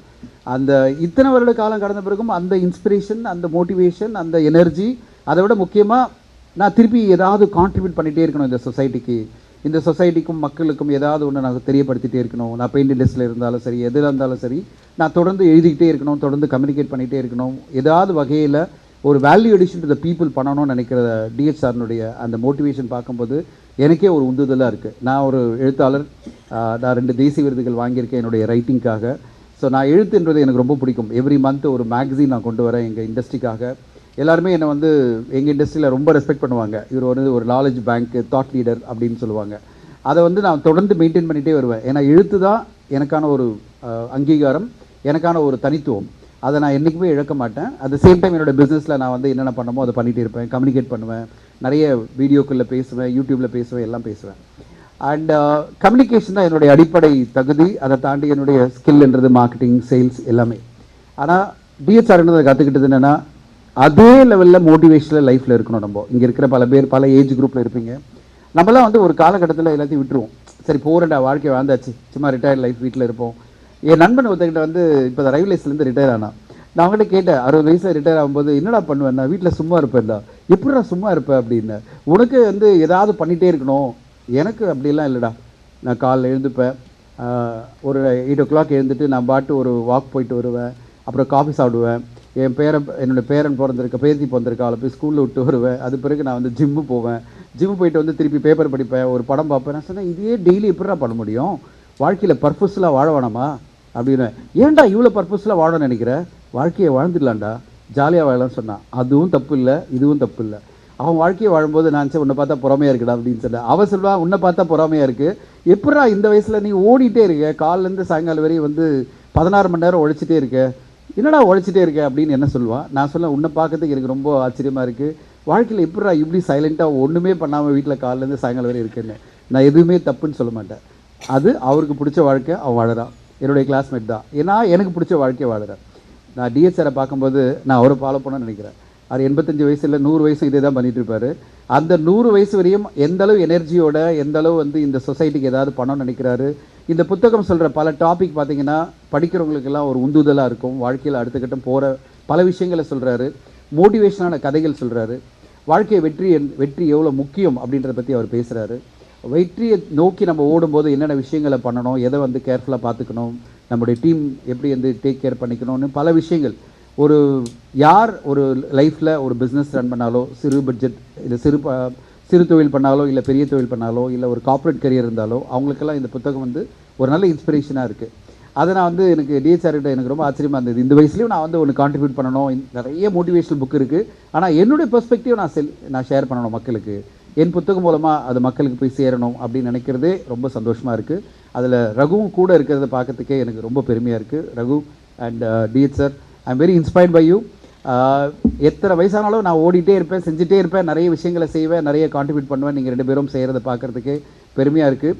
உங்களுடைய வழியில் நாங்களும் வருவோம், நாங்களும் நிறைய விஷயங்கள் செய்யணும்னு ஆசைப்படுறோம். எவ்வளோ முடியுதோ, நம்மளோட உடம்பு எவ்வளோ தாங்குதோ அவ்வளோலாம் செய்யறதுக்கு நம்மளும் ரெடியாக இருப்போம். இந்த புத்தகம் கண்டிப்பாக இண்டஸ்ட்ரியில் இருக்கிற பல பேருக்கும், சிறு தொழில் பண்ணுறவங்களுக்கும், பெரியவங்களுக்கும் எல்லாருக்குமே பெரிய உபயோகமாக இருக்கும். அந்த புத்தகத்தை எழுதின இவங்க 2 பேருக்கும் ப்ளஸ் இதை பப்ளிஷ் பண்ண நிறுவனத்துக்கும் என்னுடைய நன்றிகள். அண்ட் நிறைய டிஎஸ் சார் வந்து அப்போத்திலேருந்தே எழுதிட்டே இருப்பார். அவருடைய எழுத்துக்கள் தொடரணும், அடுத்தது கட்டம் அவருடைய புத்தகங்கள்லாம் வரணும். அடுத்ததாக ஒரு புத்தகம் நான் இங்கே வரும்போது தான் நான் படிக்க ஆரம்பித்தேன். மன அழுத்தத்தை பற்றி திரு சீனிவாசன் சார் எழுதியிருந்தார். அந்த புத்தகம் நான் படித்தேன். நான் அப்படியே ஃப்ளிப் த்ரூ பண்ணிகிட்டே இருந்தேன். சார், மன அழுத்தம் இல்லாத ஆளே இல்லை. குழந்தைகள்லேருந்து பெரியவங்கள் வரையும் மன அழுத்தம் இல்லாத யாருமே இல்லை. யாராவது இருக்கீங்களா? எல்லாருமே மன அழுத்தத்தோடு தான் இருக்கும். ஸ்ட்ரெஸ் என்பது லெவல் தான் மாறும், பர்சன்டேஜ் தான் மாறும். எல்லாருக்கும் ஒரு ஸ்ட்ரெஸ் இருக்குது. வாழ்க்கையில் நம்ம வாழற வாழ்க்கையை பற்றியான ஒரு கவலை இருந்துகிட்டே இருக்குது, நம்ம என்ன பண்ணிகிட்ருக்கோன்னு. அதுவும் நான் இருக்கிற இண்டஸ்ட்ரி பார்த்தீங்கன்னா, ஃபில்ம் இண்டஸ்ட்ரி வந்து இந்த இண்டஸ்ட்ரியில் ஸ்ட்ரெஸ் இல்லாத ஒரு ஆள் கிடையாது. அது லெவல் வந்து பயங்கரமாக இருக்கும். அந்த ஸ்ட்ரெஸ் வந்து எப்படி இருக்குன்னா, financial stress, success stress, neighbour, அதாவது நம்மளை தாண்டி ஒருத்தர் போயிட்டுருக்காங்களேன்ற ஒரு ஸ்ட்ரெஸ்ஸு, கம்பேரிசன் ஸ்ட்ரெஸ்ஸு, அதை விட முக்கியமாக நான் ஜெயிப்பனா இல்லையான்ற ஒரு ஸ்ட்ரெஸ்ஸு, ஃபைனான்ஷியல் தான் மிக முக்கியமான ஒரு ஸ்ட்ரெஸ்ஸு. அதாவது எங்கேருந்து பணம் வரப்போகுது, எப்படி பணத்தை புரட்ட போகிறோம், எப்படி பணத்தை எடுக்க போகிறோம், நம்ம போட்ட தொகை வருமா வராதா, இவ்வளோ ஸ்ட்ரெஸ் நடுவில் தான் இந்த இண்டஸ்ட்ரியில் பல ஆயிரக்கணக்கான பேர் நாங்கள் இருந்துகிட்ருக்கோம். அதனால் ஸ்ட்ரெஸ்ஸை பற்றி எனக்கு நல்லா தெரியும். அந்த ஸ்ட்ரெஸ்ஸை நான் வந்து டெய்லி பேசிஸில் அனுபவிச்சிட்டே இருக்கேன். நான் ஸ்ட்ரெஸ்ஸை மேனேஜ் பண்ணுற ஒரே விஷயம் வந்து, அந்த புத்தகம் படிக்கும்போது நிறைய விஷயங்கள் சார் எழுதியிருக்காரு, எப்படியெல்லாம் வந்து ஸ்ட்ரெஸ்ஸை நம்ம மேனேஜ் பண்ணணும்னு. நான் வந்து ஒன்று தான், பகவத்கீதா தான் என்னுடைய ஸ்ட்ரெஸ் பஸ்டர் அப்படின்னு சொல்லலாம். எதை கொண்டு வந்தால் எதை இழைப்பதற்கு, ஓகே, இன்று இருந்து நாளை உண்ணது, அவ்வளோதான். போயிட்டே இருக்கணும், வாழ்க்கையில் உழைச்சிட்டே இருக்கணும். எனக்கு லார்ட் கிருஷ்ணா எனக்கு சொன்ன மாதிரி தான். நான் வந்து என் பேர் தனஞ்சயன், அது வந்து பகவத்கீதையில் பார்த்தீங்கன்னா தனஞ்சயான் தான் சொல்லுவார். லார்ட் கிருஷ்ணா எனக்கு சொன்னதை வந்து நான் மனசில் எப்போத்துலேருந்தே எடுத்துக்கிட்டேன். அந்த ஸ்ட்ரெஸ் வரும்போதெல்லாம் நான் வந்து கிருஷ்ணனை நினச்சி பார்ப்பேன். கிருஷ்ணன் சொன்ன ஒரே வார்த்தை என்னென்னா, இது உண்டு இல்லை, உன்னோட வேலை என்ன செய்யறது தான், நான் சொல்கிற வேலையை செஞ்சுட்டு போ, அதில் தோல்வி வெற்றியை பற்றியெல்லாம் கவலைப்படாத, ஓடிட்டே இரு, வேலை செஞ்சுட்டே இரு, உன்னுடைய கர்மா என்னவோ அதை செய். கர்மா அப்படின்றது உனக்கு கொடுக்கப்பட்ட வேலையை நிறைவாக செய், பெருமையாக செய், கான்ஃபிடென்ட்டோடு செய், அவ்வளோதான், செஞ்சுட்டு போயிட்டே இருக்கணும். அந்த ஸ்ட்ரெஸ் வரும்போதெல்லாம் இதை நினச்சி பார்ப்பேன். லார்ட் கிருஷ்ணா சொன்னது, பகவத்கீதா, என்னுடைய பாடங்கள்லாம் நிறைய இருக்குது, அந்த 18 சாப்டர் நினச்சி பார்ப்பேன். அதில் சொன்ன ஒரு விஷயமே எனக்கு வந்து ஒரு உந்துதலாக இருக்குது, அதை சாருக்கு சொல்லணும்னு ஆசைப்பட்டேன். அந்த ஒவ்வொரு பாயிண்ட்டுமே நம்ம வாழ்க்கையில் எடுத்துக்கிட்டோம்னா, நம்முடைய முன்னோர்கள் சொல்லி கொடுத்த எல்லாமே எடுத்துக்கிட்டோம்னா, ஸ்ட்ரெஸ் என்பதை நம்ம குறைக்க முடியும். ஸ்ட்ரெஸ்ஸு கண்டிப்பாக இருக்கும், ஸ்ட்ரெஸ் இல்லாமல் வாழ்க்கையே கிடையாது. ஹெல்த் ஸ்ட்ரெஸ்ஸு மிக பெருசு நம்மளுக்கு வந்து வாழ்க்கையை பற்றி ஸ்ட்ரெஸ்ஸு, அப்புறம் ஃபேமிலி பற்றி ஸ்ட்ரெஸ்ஸு, ரிலேஷன்ஷிப் பற்றி ஸ்ட்ரெஸ்ஸு, ஃபேமிலி நெய்பர்ஸை பற்றி ஸ்ட்ரெஸ்ஸு, ரிலேஷன்ஷிப் இருக்கிற ஸ்ட்ரெஸ்ஸு, எல்லாமே ஸ்ட்ரெஸ் தான். ஆனால் எல்லாத்துலேயுமே ஒரே ஒரு விஷயத்தை மட்டும் தொடர்ந்து நம்ம வந்து பகவத்கீதை யோசனை பண்ணிகிட்டே இருந்தோம்னா, அந்த ஸ்ட்ரெஸ் என்பது பெரிய லெவலில் நம்மளால் வந்து மேனேஜ் பண்ண முடியும். எனக்கு எப்போல்லாம் தோல்விகள் வருதோ, எப்போல்லாம் பிரச்சனைகள் வருதோ, எப்போல்லாம் நான் வந்து மிகப்பெரிய சிக்கல்களை சந்திக்கிறோம் வாழ்க்கையில், நான் அப்படியே டக்குன்னு அப்படியே கிருஷ்ணாவை நினச்சி பார்த்துட்டே இருப்பேன். லார்ட் கிருஷ்ணா என் முன்னாடி வந்து நிற்கி சொல்கிற மாதிரி இருக்கும், லார்ட் கிருஷ்ணா எனக்கு வந்து கைட் பண்ணுற மாதிரி இருக்கும். லார்ட் கிருஷ்ணாவை நினச்சி பார்ப்பேன், அவர் என்ன சொல்லுவார் எனக்கு. நான் வந்து எப்படி குருச்சேத்திர போகிற மாதிரி என்னுடைய ஒரு போரில் இருக்கேன், நான் ஒரு போராட்டத்தில் இருக்கேன்னா, அப்போ வந்து கடவுளை பார்த்து கடவுள்கிட்ட நான் பேசிகிட்டு இருப்பேன். என் ஒய்ஃப் கூட சொல்லுவாங்க, பேச ஆரம்பிச்சிட்டிங்களா அப்படின்வாங்க, நான் பேசிகிட்டு இருக்கேன் அப்படின்வேன். நான் வந்து கடவுள் முன்னாடி பேசிகிட்டு இருப்பேன். சரி, இப்போ என்ன சொல்ல வரேன், நான் எவ்வளோ போராட்டத்தை சந்திக்கணும், இன்னும் என்ன பண்ண போகிறேன், எப்படி போக போகிறேன், எப்படி சமாளிக்க போகிறேன், இதை எப்படி வெளில வர போகிறேன்னு நம்ப மாட்டேங்க. அந்த டயலாக்ல எனக்கு பல ஸ்ட்ரெஸ் எல்லாம் குறைஞ்சிரும். அவர் எனக்கு ஏதோ ஒன்று சொல்லுவார், ஏதோ ஒன்று கைட் பண்ணுவார். அதுலேருந்து நான் வந்து அப்படியே சரி, எனக்கு வந்து நாளைக்கு பொழுதை சிறப்பாக செய், மேபி நேற்றுக்கு பொழுது உனக்கு தப்பாக போயிருக்கு, மிகப்பெரிய பிரச்சனைகள் வந்திருக்கு, ஆனால் இன்றைக்கி பொழுதை நீ சிறப்பாக செஞ்சேன்னா நாளைக்கு பொழுது பெட்டராக இருக்கும் அப்படின்றத நோக்கி நான் ஓடிட்டே இருப்பேன். அந்த ஸ்ட்ரெஸ் பெஸ்டர் வந்து இது ரொம்ப ரொம்ப முக்கியம் நான் நினைக்கிறேன்.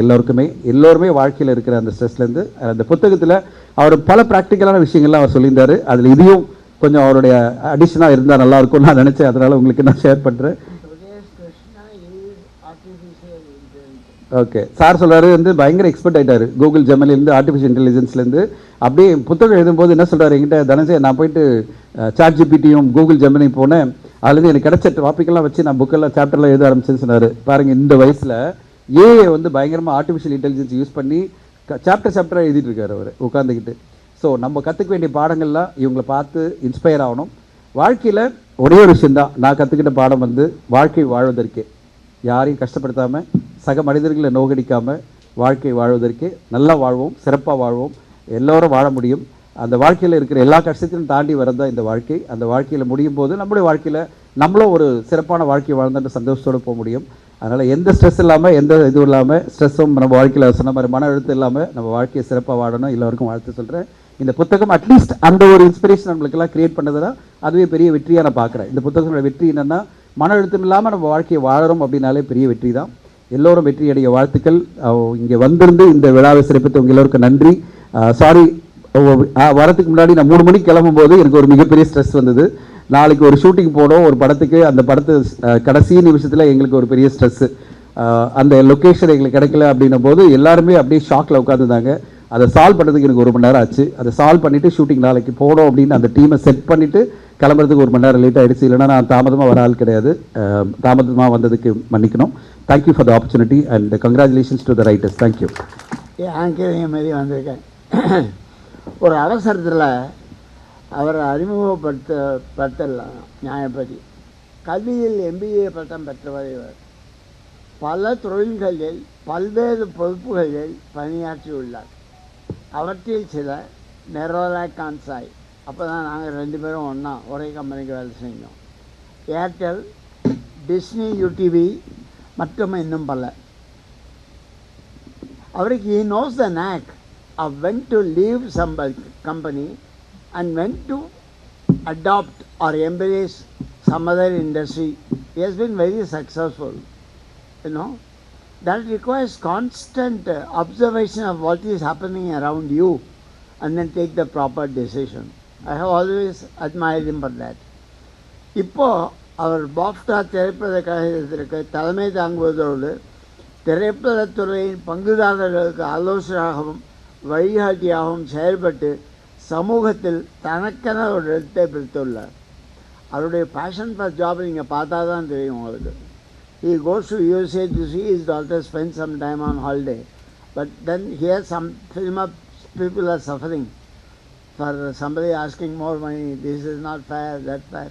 Then they come on the line and then he gives a big lie. I accidentally happened to turn the TV and I saw him advising, no, this is not the way the film industry should function. They got to be fair. So he is not afraid in terms of pursuing a cause. That is what I admire in you. Okay? தனது தொழில் வாழ்க்கையில் சரியான மாற்றங்களை சரியான தருணத்தில் செய்து சிறப்பாக பங்கெடுப்பதை நான் எப்போதும் போற்றி வருகிறேன்.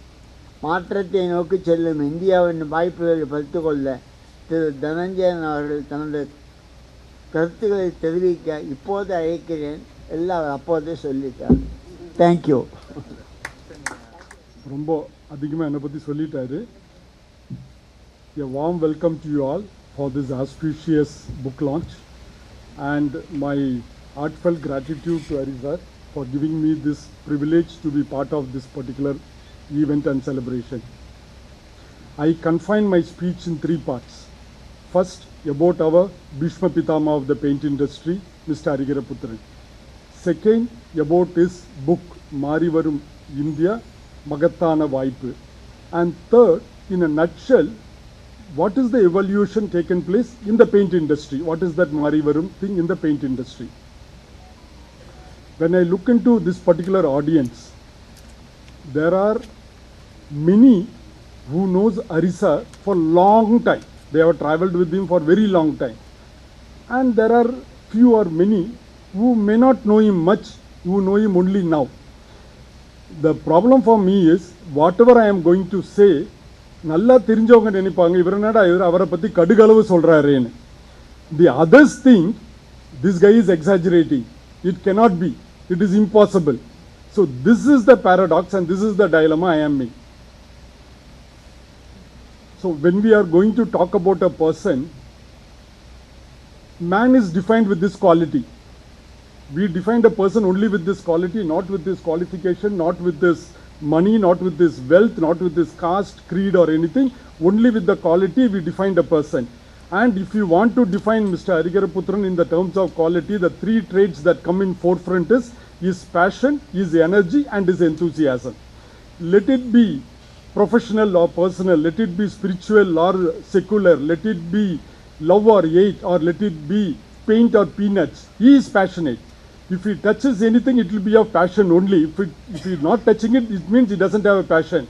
What I mean is, whatever he touches, he gives 100%, wholeheartedly only he will take up that. If he is not taking it, it means he is not having a passion in it. And this passion propels his energy. And his energy, you might have seen now also, along with about Mr. Dhananjayan, what he was saying, and about me, whatever you want to say, the level of energy is so much, and it is exuberant energy, and it is a contagious energy. That energy level, when the people, if you want to travel with him, then they must be in a position to take that energy. I know by name Mr. Arigara Putran from 1990, only by name. Woodlands Nerolakla, இப்படி ஒருத்தர் இருக்கார் sales manager, இப்படிலாம் பண்றார், அப்படிலாம் பண்றார். That I used to hear in 1990s. அதுக்கப்புறம் அவர் விட்டுட்டாரு, அங்கே வேலையை விட்டு வந்துட்டாரு, சொந்தமாக கம்பெனி ஆரம்பிச்சிருக்காரு அப்படின்னு கேட்குறது. அந்த சொந்தமாக கம்பெனி ஆரம்பிச்சாருன்னா அந்த காலத்தில் ஏஷியன் பெயிண்ட்ஸால் கூட முடியாதது அப்போலோ பெயிண்ட்ஸ்னு ஒரு கம்பெனி ஆரம்பித்து அவங்க எமல்ஷன் விற்று இவங்க வந்து ஆர்டினரி சிமெண்ட் பெயிண்ட்டை விற்று டீலர் எல்லாம் அமெரிக்காவுக்கு கூட்டின்னு போனார். இன்னும் ஆச்சரியமான விஷயம். How is it possible? Who is this person? So I was knowing only by name. Fortunately, only in 1998 in Calcutta, I could see him as a person and we could travel together. I could work with him and learn from him. And the 1998, the 54 years child who has grown now with a youth, vibrant, 84 years young person, this youth, that energy level of him from then to now is absolutely intact. I will say it has gone multifold more only. It has never diminished an iota of inch.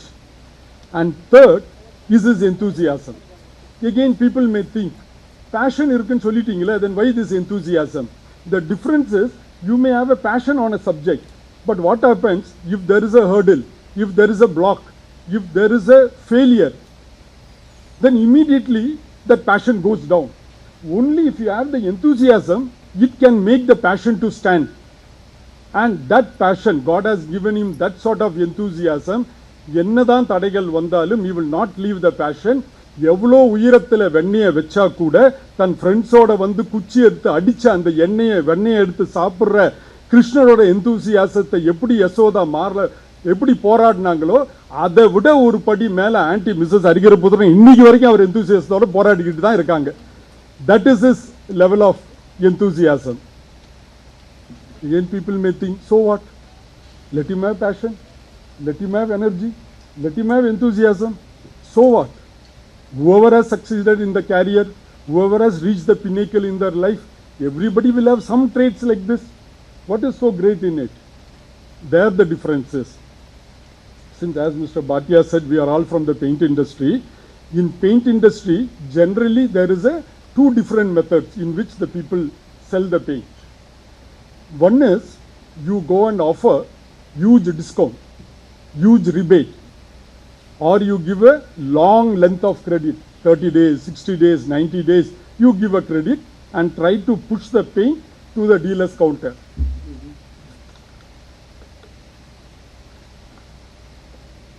The second method is what people do is they go to some builder, some contractor, try to get some order, give it to the dealer and try to push the paint from the dealer counter. And Mr. Hariharaputran is not into the first way of giving huge discount or credit and not the second way of, not much into the second way of getting the order and selling it. His focus was always on the dealer, the owner of the shop, development of the owner of the shop. His philosophy is, if I develop the knowledge, the skill, the capability of the shop owner, automatically the sale of the shop will go up, and with that my sale also will take place. He was absolutely never merely focusing on the sale. His focus was always on the development of the shop owner. Till date, thousands of dealers does not consider him as their sales manager. They consider him as their teacher. They consider him as their mentor. They consider him as their guru. The guys who have given huge discount, they have long forgotten. They have given many credits. They never remember them. But till date, the people have the gratitude and the gratitude and happiness with Mr. Hariharaputran. Where they want to be, he is part and parcel of their life.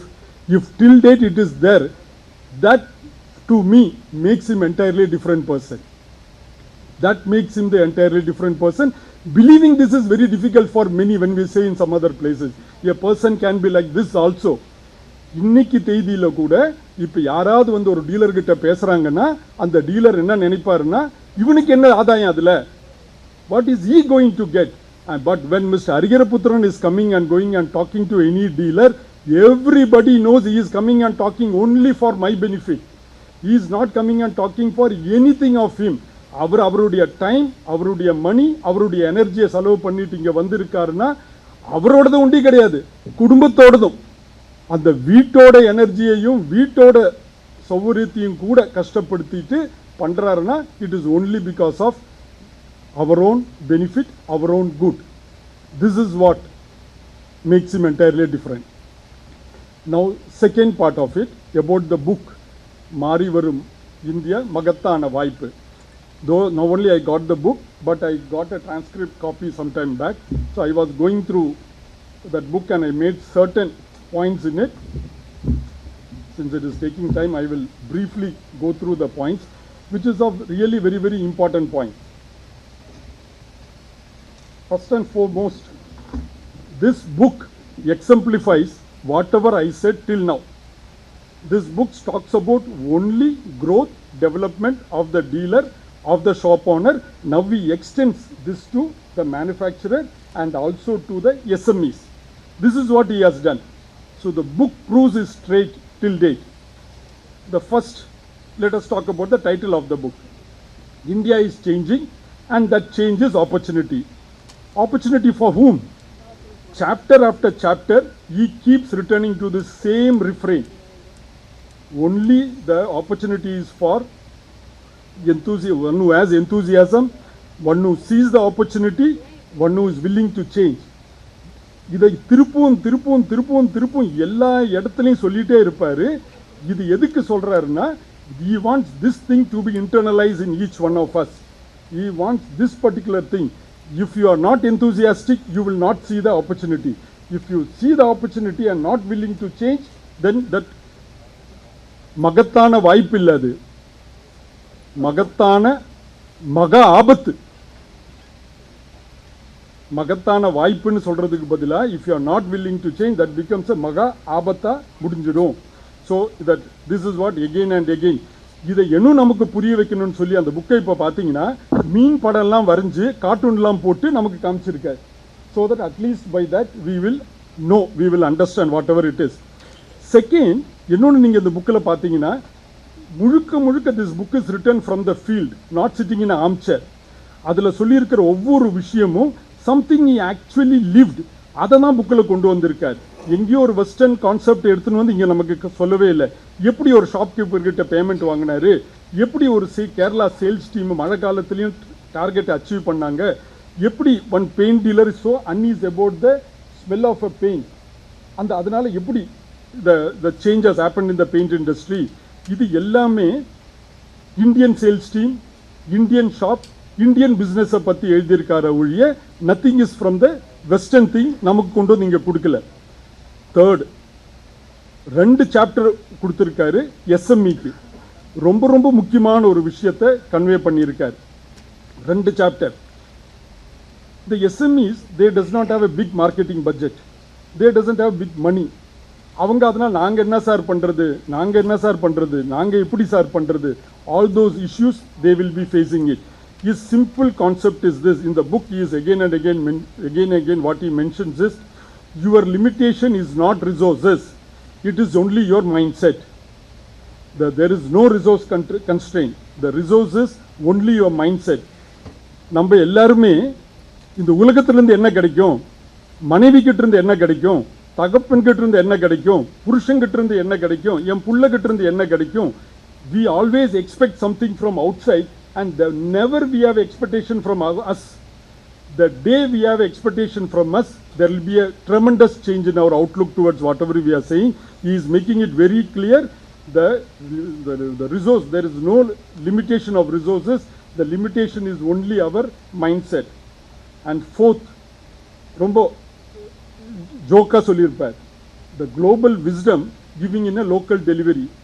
Our Steve ஜாப்ஸையும் மிச்லிங்கோவையும் நாகர்கோயிலில் தட்டுக்கடையில் உட்கார வச்சு பேசுகிற மாதிரி பண்ணியிருப்பார். Kerala மேனேஜருடைய excuse list எடுத்து பண்ணியிருப்பார். இதெல்லாம் டெலிபரேட்டாக பண்ணியிருப்பார். What is trying to say is the local issue as a global phenomena and the global phenomena is local. It is nothing like that is global, this is local.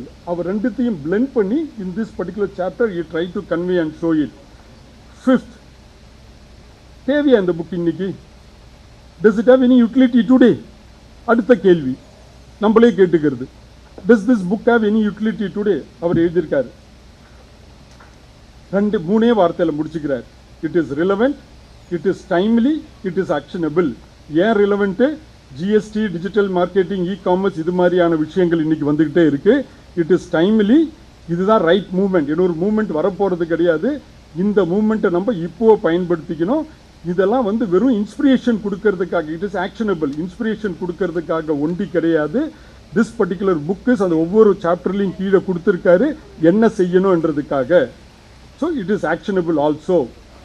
And finally, underneath the sales and business framing, this book is really about the character, human core of the book பத்தி சொல்லியிருப்பார். The book talks about enthusiasm. This book talks about forgiveness towards difficult customer. This book talks about gratitude.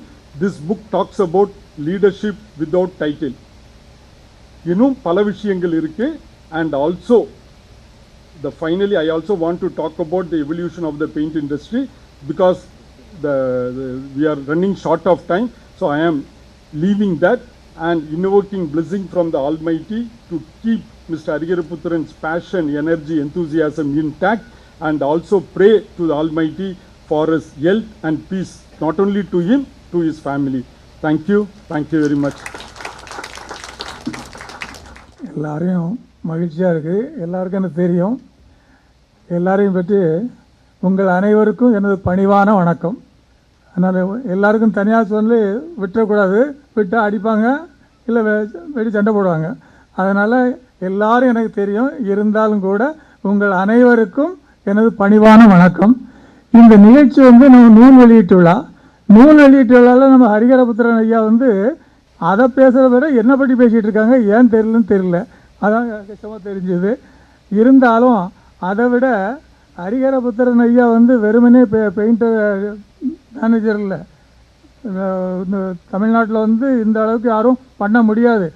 இருந்தாலும் மற்றவங்களை ஒரு painter டீலர்ஸை வச்சு எல்லோரையும் கூப்பிட்டு நீங்கள் வாங்கன்னு சொல்லி வெளிநாட்டில் சரி, எந்த நாட்டிலையும் சரி, போகக்கூடிய உலகத்தில் யாராலும் பண்ண முடியாது, ஹரிகரபுத்திரன் ஐயா தான் பண்ண முடியும். அது எங்களுக்கு பெருமை. அதாவது எந்த ஃபேமிலியாக இருந்தால் எல்லோரும் ஜாலியாக இருக்கிற மாதிரி இருக்கணும்.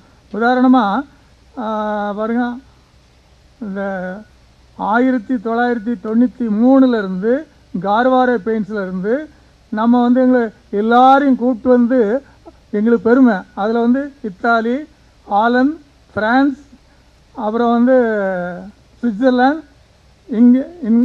இங்கிலாந்து அதெல்லாம் பண்ணியிருக்காங்க. இங்கிலாந்தில் கூட பண்ணியிருக்காங்க. அந்த அளவுக்கு டூர் பண்ணியிருக்காங்க. அடுத்த நிறுவனம் ஹார்வாரே பெயிண்ட்ஸில் ப்ரைட் பெயிண்ட்ஸ். ப்ரைட் பெயிண்ட்ஸில் நிறுவனத்தில் அழகாக பண்ணிவிட்டு சர்டிஃபிகேட் கொடுத்து 1995, 93, 95, 95லேருந்து அந்த நேரத்தில் எல்லாரையும் கூப்பிட்டு எல்லாரையும் அமெரிக்கா. அடுத்தது அப்புறம் 99 ஆஸ்திரேலியா. அந்த மாதிரி ஒவ்வொரு இடத்துக்கும் கூப்பிட்டு போயிருப்பாங்க. அதுக்கப்புறம் சிக்கிமில் நம்ம தமிழ்நாட்டில் சிக்கிமில் போட்டு எல்லாத்துக்கும் அழகாக டூர் பண்ணக்கூடியது.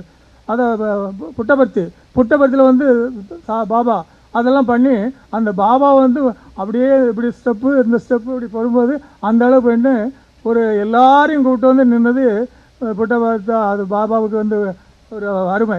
இந்த அளவுக்கு யாராலும் பண்ண முடியாது. இது தமிழ்நாட்டில் மட்டும் இல்லை, யாருமே இந்த அளவுக்கு எல்லாரையும் அரவணைச்சு கொண்ட ஒரு நண்பர். அது யாருக்கும் எங்களுக்கு எல்லாருமே கும்பிடுற மாதிரி சொல்லுவோம். நாங்கள் ரொம்ப சந்தோஷம். இப்போ கூட நாங்கள் என்ன நினைச்சோம், பாலாஜி நம்ம செட்டியார் ஐயா ஐத்தேன் அவர் எல்லாமே நாங்கள் என்ன சொல்லிடுறோம், நீங்கள் இன்னும் 6 மாதம் கண்டிப்பாக டூர் போய் ஆகணும். அது உங்களுக்கு எல்லாம் கெப்பாசிட்டி இருக்குது, எல்லாம் தெரியும். நாங்கள் அதனால் நீங்கள் இன்னும் 6 மாதம் டூர் பண்ணணும். ஒரு வருஷம் இல்லை, 6 மாதம் பண்ணுங்கள். என்னாலும் நாங்கள் எல்லோரும் ரெடியாக இருக்கோம். அதான் மிக 23 பேர் 24 பேர் அந்த அளவுக்கு டூர் பண்ண ஃபேமிலியோடு வர்றாங்க, ஜோடியாக வர்றவங்க. அந்த மாதிரி இருக்குது. ஐயா அமெரிக்காவில் வேறு அந்த போய் பொண்ணு அங்கேருந்து மீட் பண்ணுவாங்க. அந்த அளவுக்கெல்லாம் ரொம்ப அருமையான நிகழ்ச்சி. ரொம்ப சந்தோஷம். இந்த நிகழ்ச்சி எனக்கு நான் ஒரு 27 வருஷத்துக்கு முன்னாடி நம்ம அமுதா மெட்ரிகுலேஷன் ஸ்கூலில் நான் தான் அவங்கள தலைவராக ஒரு சீஃப் கெஸ்ட்டாக அனுப்புனேன். நம்ம 27 வருஷத்துக்கு முன்னாடி. அப்போ அதை பார்த்துட்டு இந்த பிள்ளைங்களை பார்த்துட்டு இவ்வளோ அருமையாக பேசுகிறீங்க, அதில் என்ன பண்ணியிருக்கீங்கன்னா ஸ்டடி, செக்யூர், சர்வ் அப்படின்னு நான் தான் பண்ணி கொடுத்தேன். நீங்களாக பண்ணி கொடுத்தீங்க? ஆமாம், பாருங்கள் உங்கள் சேர்மன் ஸ்டடி, செக்யூர், சர்வ், இந்த மக்களுக்கு வேலை செய்யணும். அதே மாதிரி தானே இது வரைக்கும் நீங்கள் சொன்னீங்க, இது வரைக்கும் உங்கள்கிட்ட டொனேஷன் வாங்காமல் அமுதா மெட்ரிகுலேஷன் ஸ்கூல் நீங்கள் தான். நன்கொடை வாங்கவும் இல்லாதது. காமராஜர் மாதிரி இது வரைக்கும் டொனேஷன் வாங்காமல் ஒரு டொனேஷன் இந்த நிகழ்ச்சி இருக்குது, நீங்கள் பண்ணுங்கள். அதனால தான் ஸ்டடி, செக்யூர், சர்வ்னு சொல்லி. ஏன்னா அதை பார்த்து சந்தோஷமாக இருந்தது. இப்போ இந்த பக்கத்தில் பார்த்தோடனே நீங்கள் நிகழ்ச்சி பண்ணும்போது அதுதான் நான் ஸ்டடி, செக்யூர் அது வேறு. இப்போ இவங்க என்ன கொடுத்துருக்கீங்க பார்த்தீங்களா, விஷன், மிஷன், விஷன். இந்த அளவுக்கு அந்த நாளும் அந்த மிஷன்னா எல்லாருக்கும் தெரியுதா, இது விஷன் எல்லாருக்கும் தெரியணும், மிஷன் அப்புறம் ஃபியூஷன் எல்லாருக்கும் நல்ல மக்களை செய்யணும். அந்த அளவுக்கு இது ஒரு டாபிக் வந்திருக்கு. எனக்கு எல்லாமே ரொம்ப சந்தோஷமாக இருக்குது. இந்த அளவுக்கு இருக்குது. இந்த புத்தகத்தை நான் படிக்கவில்லை, படிக்கிறதுக்கு முன்னாடி இப்படி தான் இருக்கணும் அப்படிங்கிறது எனக்கு தெரியுது. அதே மாதிரி ஐயா சீனிவாசன் ஐயா டிப்ரெஷன், மன அழுத்தம், அது தனி, அதையும் பார்க்கணும். நம்ம பார்த்தா தான் பண்ணி அதுக்கு பண்ணி. ஏன்னா என் ஸ்கூலில் கூட நான் பேச முடியும், எனக்கு எல்லா பிள்ளைங்களுக்கும் நான் பேச முடியும். அதே மாதிரி அது மட்டும் இல்லை, இந்த நிகழ்ச்சியை நம்ம ஹரிஹரபுத்திரனும் ஒரு நாள் எங்கள் ஸ்கூலுக்கு வரணும், ஸ்ரீனிவாசன் ஐயாவும் ஒரு நாள் எங்கள் ஸ்கூலுக்கு ஒரு நாள் வரணும். வந்து டிப்ரெஷன் அவங்ககிட்ட பேச சொல்லுங்கள், இவங்க வாழ்க்கையில் எப்படி பண்ணன்னு சொல்லுவீங்க. இந்த மாதிரி இருக்கிறது எங்களுக்கு ரொம்ப பெருமையாக இருக்குது. எல்லாரையும் நாங்கள் ரொம்ப சந்தோஷமாக இருக்குது. நம்ம தஞ்சையா வந்து இந்தியா ஃபில்ம் இண்டஸ்ட்ரீஸ் அது அருமையாக பண்ணியிருக்காங்க. அது நானும் ஒரு ஆசை, நான் அந்த சின்ன கவுண்டரில் மாதிரி நான் வடிவேல் வந்து இப்படி கொடி போய்ப்பார் இல்லையா, அந்த மாதிரி எனக்கு சான்ஸ் கொடுத்தாலே எனக்கு பண்ணணும். வடிவேல் மாதிரி பண்ணால் கூட போதும், அந்த மாதிரி ஒரு சான்ஸ் நான் தெரியும். நான் ஆக்சுவலாக நீங்கள் சொல்லி ஐயாவுக்கு எல்லாம் தெரியும். சிவாஜி கணேசன் பார்த்து ஹிட்லர் விமானத்தில் சிவாஜி கணேசன் பற்றி நான் படிச்சிருக்கேன், நடித்து பண்ணியிருக்கேன். ரொம்ப சந்தோஷமாக இருந்து அதை எனக்கு வாய்ப்பு இந்த இதில் உங்களுக்கு அட்மிஷன் கொடுக்குறது ஏற்பாடு பண்ணுறேன். ரொம்ப சந்தோஷம். அதை விட அசிஸ்டண்ட் இல்லை, அது ரகு அவங்க வந்து ஆளினால் ஹரிஹரபுத்திரனுக்கு ஆளினால் ரகுநாதன் தான். அந்த புத்தகத்தில் கூட இவங்களும் உள்ள நுழைஞ்சிருக்கீங்க. அது எனக்கு ரொம்ப சந்தோஷமாக இருக்குது. ஆக உங்களுக்கு இந்த இது மட்டும் இல்லை, நீங்கள் ஆளினால் உங்களுக்கு நீங்களும் 6 மாதம் டூர் போகணும். கண்டிப்பாக அதுக்கு ஏற்பாடு பண்ணுங்கள், கண்டிப்பாக பண்ணணும். இல்லை மக்கத்தில் எல்லாருமே சொல்லுங்கள், இதை எல்லாருமே பார்த்தா நல்லா பிரமாதம் பண்ணுவாங்க. அதாவது எப்படி பண்ணணுமோ அதை பண்ணக்கூடிய டூர் வந்து ஐயா ஹரிஹரபுத்திரன் தான். நீங்கள் எல்லாருமே வந்து பார்த்தா ரொம்ப சந்தோஷமாக மகிழ்ச்சியாக இருக்கும். அந்த மாதிரி இருக்கணும்.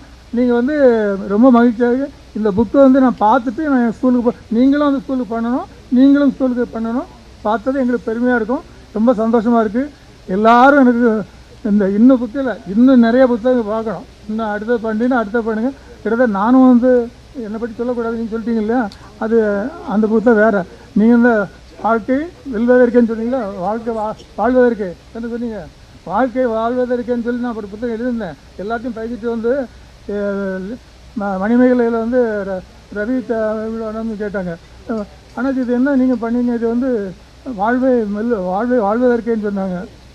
வாழ்க்கை சாகிறது எல்லாமே சாப்பிடுவாங்க, சாப்பாடுக்கு பாடு எல்லாம் சாப்பிடுவாங்க, ஆடு மாடெல்லாம் பண்ணுவாங்க. நான் வாழ்க்கை வாழ்வதற்கு அது வந்து ஏற்கனவே சினிமாவில் வந்தாச்சு. நான் வாழ்க்கை வெல்வதற்கு அப்படின்னு சொல்லி பார்த்தா, அந்த வாழ்க்கை வெல்வதற்கு அதில் வந்து தஞ்சாவூரில் வந்து எனக்கு வந்து அந்த இதில் எனக்கு முதல் பரிசு ஃபஸ்ட்டு கொடுத்தாங்க, வாழ்க்கை வெல்வதற்கு. அது வந்து எனக்கும் தெரியாது. ரவி தமிழானந்த் சரி உங்களுக்கு தான் முதல் பரிசு கொடுத்துருக்காங்க, நீங்கள் தான் முதல் பரிசு கொடுத்துருக்காங்கன்னு. அப்போ லேனா தமிழானந்த் அண்ணாச்சி நீங்கள் கண்டிப்பாக டூரோட சாலி போங்க, நேரில் போகிறதா பெருமை, அது எங்களுக்கு. நாங்கள் வேனில் போட்டு எல்லாம் போய் கொடுத்தோம். அது மாதிரி வாழ்க்கை வெல்வதற்கு முதல் பரிசு எனக்கு கிடைச்சது, அந்த பெருமையாக இருக்குது. அந்த பரிசில் வந்து நீங்கள் வந்து அது உங்களுக்கு அனுப்புகிறேன், நீங்கள் பார்த்துடுங்க. அதே மாதிரி ஐயாவுக்கு இதுக்கு ஒரு முதல் பரிசு வேணும், ஐயாவோட இன்னொரு முதல் பரிசு, 2 பரிசுக்கும் தமிழ்நாட்டில் பரிசு கேட்கணும் என்று வாழ்த்துகிறேன். நன்றி, வணக்கம். இங்கே வந்திருக்கும் மேடையில் வீட்டிற்கும் பெரியவர்களுக்கும் அவையில் அமர்ந்திருக்கும் பெரியவர்களுக்கும் என் திறந்தாழ்ந்த வணக்கங்களை தெரிவித்துக் கொள்கிறேன். முதலில் இந்த புஸ்தகம் நூல் வெளியீட்டு விழா மன அழுத்தம் இந்த புஸ்தகத்தை தமிழாக்கமும் ஆங்கிலத்திலும் மொழிபெயர்த்திருக்கார்கள். அதற்கு ஹரிஹரபுத்திரன் அவர்கள் தலைமையில் ரகுநாதன் கூட இருந்து ஹெல்ப் பண்ணியிருக்கார். சாதாரண விஷயம் இல்லை, நம்ம ஏதாவது ஒன்று அதில் இல்லாத விஷயங்கள்லாம் 1-2 சேர்த்து எழுதுகிற விஷயம் இல்லை. அதில் என்ன இருக்கோ அப்படியே மொழிபெயர்க்கிறது தான் இது ரொம்ப கஷ்டம். நம்மளே ஏதாவது ஒன்றா எழுதிட்டா தொல்லையே இல்லை. அதை விட்டுட்டு நம்ம அங்கே இருக்கிறத மொழிபெயர்த்திங்கன்னா அதில் இருக்கிறது அர்த்தம் அனர்த்தமாயிடும். அந்த மாதிரிலாம் எல்லாமே சரியாக செஞ்சுருக்காங்க, அவங்களுக்கு மனமார்ந்த நன்றி. இந்த வயசில் இவருக்கு சாருக்கு 88 48 நினச்சேன் நான். அந்த மாதிரி எழுதியிருக்காரு. ஒரு அவ்வளோ உற்சாகம், எந்த செய்யணுமோ அதை கரெக்டாக செஞ்சு எல்லாருக்கும் செய்வார். அதுக்கப்புறம் மாறி வரும் இந்தியாவை பற்றி 15-20 வருஷமாக எங்களிடெல்லாம் சொல்லிகிட்டே இருப்பார். வரும்போதெல்லாம் ராஜா மாறி வரும் இந்தியா, மகத்தான சாதனை பண்ணணும், நீங்கள்லாம் பெயிண்ட் இண்டஸ்ட்ரியில் புரட்சி பண்ணணும், எல்லாம் செய்யணும், அவங்கவுங்க தொழிலில் இருக்கிறவங்க அவங்கவுங்க புரட்சியாக பண்ணணுன்னாரு. அதுக்கு உதாரணமாக சொல்லி தனஞ்சயன் சார் பயங்கரமாக பண்ணியிருக்கார். அவரை குருவாக ஏற்றுக்கின்றது அவருக்கு நிச்சயமாக மதிப்பு உண்டு, பெருமை உண்டு. அடுத்து தனஞ்சயனை பார்த்தாலே அவர் தம்பியை பார்த்த மாதிரி இருக்கு. ரொம்ப சின்ன பையனாக இருக்கார். எனக்கே தெரியல அவர் தான் நான் சர்ன்னு நடந்து ஓடியாந்தார். சரி யார் அதுன்னு பார்த்தேன். அப்புறம் கட்சியில் ஸ்டேஜில் வராத ஆள் யாருன்னா தனஞ்சயன் தான். அப்புறம் திரும்பின பார்த்தது தான் தெரிஞ்சது அவர் தான் தனஞ்சயன். அது கன்ஃபார்ம் ஆகி போச்சு. ஸோ இந்த மாதிரி பழைய நண்பர்களை எல்லாம் பார்த்து மீட் பண்ணதில் எனக்கு ரொம்ப சந்தோஷம். ஹரிசார் ரகுவுக்கு எனக்கெல்லாம் சேர்ந்து இன்னையோட 44 வருஷம் ஆகுது நண்பர்களாக. நாங்கள்லாம் ஃப்ரெண்ட்ஷிப் 44 வருஷமாக இருக்கும். இன்னும் ஒரு வருஷம், அடுத்த வருஷம் 45வது வருஷம் ஒரு சிறந்த கெட் டுகெதர் ஒரு நாள் மாற்றணும். அவன் எல்லா டீலரையும் கூப்பிட்டு, முக்கியமான டீலரையும் நம்ம தெரிஞ்சவங்க கம்பெனிக்காரங்க எல்லாரையும் அழைச்சி ஒரு கெட் டுகெதர் கொடுத்து எல்லாருக்கும் செய்யணும்னு சொல்லி எனக்கு மனமார்ந்த ஆசை. அதை நிச்சயம் நான் உயிர் உள்ளவரை ஒரு நிறைவேற்றுவேன்னு ஒரு நம்பிக்கை இருக்குது. அதை செய்கிறேன் நான். முதல்ல ஒரு பொன்னாடை போத்துரும்.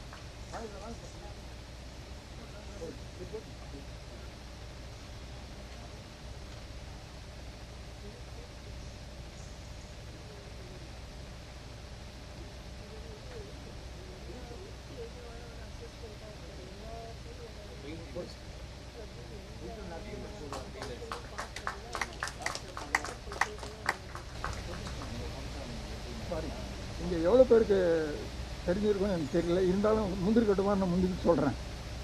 இன்றைய ப்ரெசண்ட் சிஎம் திரு விஜய் இருக்கார் இல்லையா, அவரோட முதல் படத்துக்கு பாராட்டு விழா எடுத்தவர் 1992. இதில் ஹரிசரன் நானும் கலந்துட்டேன். முக்கியமாக இந்த மன அழுத்தன்ற புக்கு வந்து இந்த நீட் எக்ஸாம் எழுதுகிறாங்க இல்லையா பசங்க, அவங்களுக்கு முன்னாடி கொடுத்தா நல்லா இருக்கும்னு எனக்கு ஆசை.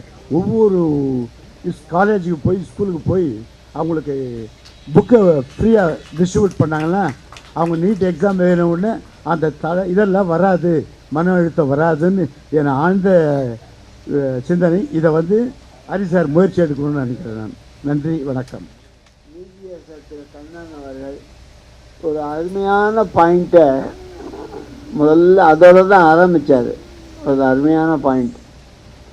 நான் பல இடத்துல ரொம்ப சிரமப்பட்டு இதை எக்ஸ்பிளைன் பண்ணிட்டுருக்கேன், யாரும் பேசக்கூட இல்லை.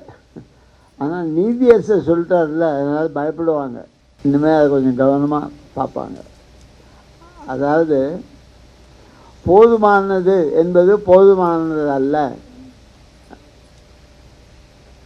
அது வந்து இந்த காலகட்டத்துக்கு ரொம்பவும் ஏற்ற ஒரு அறிவுரை. நம்ம பொதுவாக பார்த்தாக்கா எப்படி இருக்குன்னா நல்லா இருக்கோமா, வாங்குறவனும் நல்லா இருக்கோமா, சப்ளை பண்ணுறவனும் நல்லா இருக்கோமா. அதனால் 2 பேரும் பணத்தை மட்டும் கொடுக்க மாட்டான், வாங்க மாட்டான். நல்லா இருந்தால் ஒழுங்காக பணத்தை கொடுக்க வேண்டியது தானே. அந்த மாதிரி இல்லாத நல்லா இருக்கு, நல்லா இருக்கு, நல்லா இருக்கு, நல்ல எண்ணம் இருக்கணும். போதுமென்ற மனமே பொன் செய்யும் மருந்து, அதெல்லாம் நல்ல வார்த்தைகள் தான், பேராசை கூடாது. அந்த கான்டெக்ஸ்டில் சொன்னது.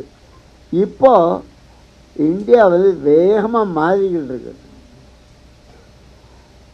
இன்றைக்கு எனது வாழ்க்கையின் மிகவும் உணர்வுபூர்வமான நாளாகும். இவ்வளோ பேர் வந்திருக்கீங்க, எல்லா விஷயத்தையும் நம்ம விவரமாக பேச முடிஞ்சது. இன்று 2 நூல்கள் வெளியிட்டாச்சு. ஒன்று மன அழுத்தத்தை வெல்வோம், மற்றொன்று மாறி வரும் இந்தியா மகத்தான வாய்ப்பு. ஒன்று மனித மனத்திற்கு நம்பிக்கையை கொடுக்கிறது, மற்றொன்று தேசத்தின் எதிர்காலத்தின் மீது நம்பிக்கையை விதைக்கிறது. அடிமை இந்தியாவில் தான் இருந்து நாங்கள்லாம் பிறந்தோம் வளர்ந்தோம். இன்று உலக மேடையில் தன்னம்பிக்கையுடன் நிற்கும் இந்தியாவை நேரில் கண்ட தலைமுறையைச் சேர்ந்தவன் நான் என்பதில் மிகவும் பெருமை அடைகிறேன். ஒரு காலத்தில் பற்றாக்குறையை ஏற்றுக்கொண்ட நாடாக இருந்தோம். இன்று வாய்ப்புகளை உருவாக்கும் நாடாக மாறியுள்ளோம். சாலைகள், விமான நிலையங்கள், தொழில்நுட்பம் ஆகியவை வளர்ந்துள்ளன. ஆனால் அதைவிட பெரிய மாற்றம் இந்தியர்களின் மனநிலையில்தான் ஏற்பட்டுள்ளது. Tremendous change in the attitude of people. This is something very welcome.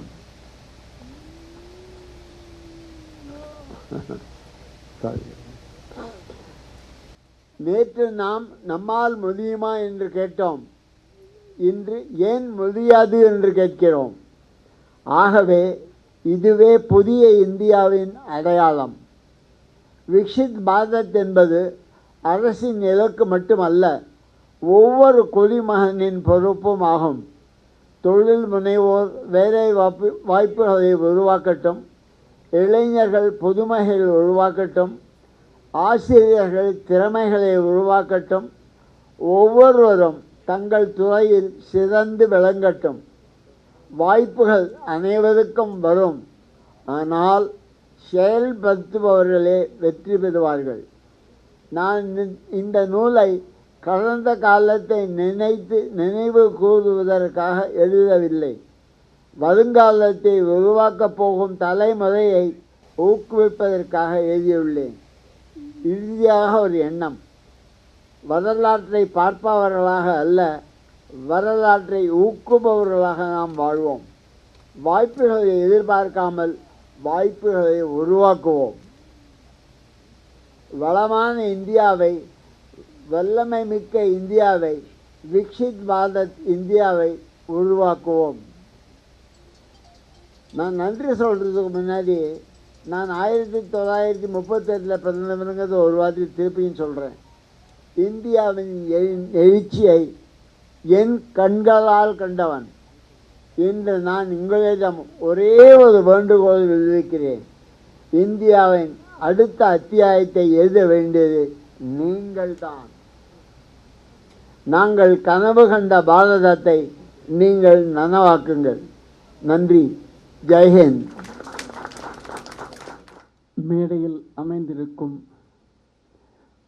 Doctor K Kannan அவர்களே, AVS Gopalakrishnan is not with us now, ரா லக்ஷ்மிபதி அவர்களே, பாட்டியா அவர்களே, தனஞ்சயன் அவர்களே, உங்களை பற்றி தான் சொல்ல போகிறேன். அமுதா பாலகிருஷ்ணன் அவர்களே, சி.ஏ. ராஜா அவர்களே, ஹரிகுமார் அவர்களே, ஸ்ரீனிவாசன், என்னை நானே சொல்லிக்கலாம், அது ஹரிஹரபுத்திரன் அவர்களே, அவரால் தான் இது பண்ண முடியாது. எண்ணங்களுடைய எழுச்சி ரொம்ப இம்பார்ட்டண்ட். லைஃப்பில் கற்றுண்ட முதல் பாடம் பாபாட்டேருந்து ஒரே ஒரு சென்டென்ஸ். மருத்துவ கல்லூரி நீங்கள் எடுத்து படித்து கொண்டு மருத்துவர்களாக மாறும் பொழுது சிறந்த மருத்துவர்கள் அன்பினால் பிணையப்பட்டால் அதுதான் ரியல் கார். அந்த மருத்துவ நிபுணர்கள்கிட்ட அந்த அன்பு இல்லைன்னா அது ஒரு கட்டாயம் சரியில்லை. இன்றைக்கி இவர் எழுதியிருக்கிறது இந்த அன்பினுடைய முழு உருவத்தை இன்றைக்கி நம்ம பார்த்தோம். அவர் அவ்வளோ நல்லா பண்ணியிருந்தார், நல்லா பேசினார். அவர் இவ்வளோ ஏஜ்லேயும் நம்மளோட இந்த மாதிரி இருக்கிறதுக்கு அவர் பேரே வச்சுட்டார், ஹரிஹரன் வச்சுட்டார். அப்புறம் அவரே புத்திரன்னு மாற்றின்னு இருக்கார். அந்த ரெண்டு மீனிங்கே பிரமாதமாக இருக்குது. அண்ட் தனஞ்சயன், நீங்கள் ஒன்று சொன்னீங்க, இந்த ஹோல் மீட்டிங்கை என்னை பொறுத்த வரைக்கும் பகவத்கீதையினுடைய 18 கேள்விகள் தான் என்னுடைய ஸ்பீச்சே. அந்த 18 கேள்விகளை மட்டும் நான் சொல்லிடுறேன். அந்த 18 கேள்விகளுடைய முடிவெல்லாம் ரொம்ப நல்லா நம்ம ஜட்ஜி அவரே பண்ணிட்டார். மன அழுத்தம் மனநோயா? ஆமாம். இரண்டாவது, மன அழுத்தத்தை எப்படி அறிவது? பொதுவாக முக்கியமாக நீங்கள் எடுத்துட்டீங்கன்னா பதற்றம், கவலை, சந்தோஷமின்மை, நினைவிழப்பு, ஆர்ப்பாட்டம். அது மூன்றாவது, மன அழுத்தத்திற்கு தூக்கமின்மை ஒரு காரணமாகுமா? ஆமாம். சிம்பிளாக சொல்லப்போனால் தூக்கம் 6 hours for a scholar, 7 hours for a traveler, 8 hours for a native திருப்பூர்க்கிக்கு. சரி, இந்த தூக்கம் வந்து முதல்ல 6 மாதம் எஸ்பெஷலி 11 மணிலேருந்து 5 மணி வரைக்கும் மக்கள் தூங்கியே ஆகணும். ஏன்னா அந்த சமயத்தில் தான் மூளையில் எல்லா விதமான டிரான்ஸ்மிஷன்ஸும் டேக்ஸ் பிளேஸ். அதனால் தயவுசெய்து இந்த அர்த்தராத்திரி பிசாசாக மட்டும் மாறிடக்கூடாது. பசங்கள்கிட்ட சொல்லி நல்லா இருக்கலாம். 4வது வந்து மன அழுத்தத்துக்கு வேறு மாற்று சிகிச்சை உண்டா? வேறு மாற்று சிகிச்சையே இல்லை. ஏன்னா மனசு, mind can control the brain, but the brain cannot control the mind. So அதை கண்டுபிடிக்கணும்னா மனசு தான் முக்கியம். 5வதாக, ஏதேனும் நோய் தான் மன அழுத்தத்தை தோற்றுவிக்கிறதா அல்லது மன அழுத்தமான நோயை தோற்றுவிக்கிறதா என்று எப்படி அறிவது? அது வந்து நம்மளுடைய பிஹேவியரில் வரும். 6வது, ஏன்னா கீதை 18, இதுவும் 18 தான். அதை வச்சு தான் நான் அந்த 18 சொல்கிறேன். அதை முடிச்சிடலாம், ஏன்னா 3 நிமிஷத்தில் எல்லோரும் டயர்டாக இருக்காங்க. இந்த பெண்கள் ஏன் மன அழுத்தத்துக்கு அதிகமாக ஆளாகிறார்கள்? அதற்கு ஆண்கள் காரணமாக? அதை பற்றி கொஞ்சம் நிதானமாக பேசிக்கலாம். 7 பெரும்பாலான மன அழுத்த நோயாளிகள் தற்கொலை செய்து கொள்ளுகிறார்களா? இது ரொம்ப இம்பார்ட்டண்ட். அது பார்த்தீங்கன்னா 30% வந்து இருக்குது அந்த இதில். அடுத்து 8 வந்து மன அழுத்தத்தால் பாதிக்கப்பட்டு மீண்டும் ஒருவருக்கு மன அழுத்தம் மீண்டும் வர வாய்ப்பு உண்டா? உண்டு. ரொம்ப கேர்ஃபுல்லாக இருக்கணும். மன அழுத்தம் எப்போ வேணால் வரலாம். மனத்துக்கு அழுத்தம் ஏற்பட்டதுன்னா மூளையில் அழுத்தம் வரும். மூளையில் அழுத்தம் வந்ததுன்னா இருதயத்தை பாதிக்கும். இருதயத்தை பாதிக்க ஆரம்பித்தா நம்ம அப்புறம் அந்த டிக்கெட் வாங்கிப்போம். 9வது வந்து மன அழுத்தம் எத்தனை நாள் வரை நீடிக்கும்? அது மட்டும் ரொம்ப இம்பார்ட்டண்ட்டு. எவ்வளோ நாள் வேணால் நீடிக்கலாம். ஆனால் யூஸ்வலாக மன அழுத்தம் வந்ததுன்னா மணித்துளிகள் வரலாம். அப்புறம் டெஃபினட்டாக ரொம்ப நாள் மணிக்கணக்காகவும் இருக்கலாம். முக்கியமாக வந்து இப்போது உலகத்தில் இப்போ இது எல்லாருக்குமே தெரிஞ்சுக்கோங்க, இந்த சீரோட்டோனின் ஒன்று இருக்குது. அது வந்து நம்ம இன்னும் இந்தியாவில் யாரும் அதை பற்றி பண்ணலை ஃபுல் ரிசர்ச். அந்த சீரோட்டோனின் டெஃபினட்டாக நமக்கு வந்து நம்ம மனசில் வந்து இந்த அழுத்தத்தை ஏற்படுத்துது. அது பீப்புள் ஆர் சேடுன்னு சொல்கிறது. எஸ்ன்னா வந்து ஸ்ட்ரெஸ்ஸு ஃபார் நத்திங், ஒன்றும் இல்லாததுக்கெல்லாம் ஸ்ட்ரெஸ்ஸை வந்து வரவழைச்சிக்கிறோம். 2வது ஏன்னா ஆங்ஸைட்டி, ஒன்றும் இல்லாததுக்கு காசு பெறாது, அதில் ஆங்ஸைட்டியில் இருப்போம். எல்லாம் இனிமேல் பிரயோஜனமே இல்லை, லைஃப்பில் நம்ம எல்லாத்தையும் லாஸ் பண்ணியாச்சு அப்படின்னு நினச்சின்னு இருக்கிறது. அது வந்து மன அழுத்தம் அந்த வந்து மாட்டிக்கலாம். 10 வந்து மன அழுத்தத்துக்கு சிகிச்சை உண்டா? கட்டாயம் உண்டு. எண்ணங்களின் பிரதிபலிப்பே வந்து மனத்தை நல்லா பண்ணிடும். மன அழுத்தத்தின் பல வகைகள் இருக்குது. அது வந்து பியூர் சப்ஜெக்ட் வந்து வேண்டாம், எனக்கு எல்லாம் டயர்டாயிட்டாங்க, சப்ஜெக்டில் போக வேண்டாம். அப்புறம் மன அழுத்தத்தின் அறிகுறிகள் என்ன? இதுதான் ரொம்ப முக்கியம். முதல் அறிகுறிகள் எடுத்துனீங்கன்னா தொடர் கவலை, சோகம், எதிலும் பிடிப்பு இல்லாமல் இருப்பது, தாழ்வு மனப்பான்மையோடு வாழ்கிறது, குற்ற உணவு உள்ளது, எரிச்சல், பதற்றம், உடலுறவில் நாட்டமின்மை, பிடித்த பொழுதுபோக்குகளின் நாட்டமின்மை, களைப்பு, சக்தி இல்லை, கவனமின்மை, நினைவின்மை, தீர்த்தம் நெருக்க திறந்துவது, தூக்கமின்மை, அளவு அதிகமாக சாப்பிடுவது, குடிப்பது. இதை வந்து சொல்லுவேன், நான் ஏபிசிடின்னு இங்கிலீஷில் சொல்லுவேன். இந்த வராமல் இருக்கணும்னா ஏன்னா டெஃபினட்டாக ஆல்கஹால், பீனா பீடா, சீனா சிகரெட்டு, டீனா டிஸ்கோ, டான்ஸு, டேம்ஸு, ட்ரக்ஸு டெஃபினட்டாக வந்துடும் உங்களுக்கு ஈஸியாக. 13 வந்து மன அழுத்தத்துடன் வேறு என்ன நோய்கள் வரலாம்? எல்லாம் பலவிதமான நோய்கள் வர்றதுக்கு வாய்ப்புகள் அதிகம். மன அழுத்தம் ஏற்படுவதற்கான காரணம் என்னன்னு எடுத்துட்டிங்கன்னா, முக்கியமாக அந்த மூளையில் இருக்கிற ரசாயனம்.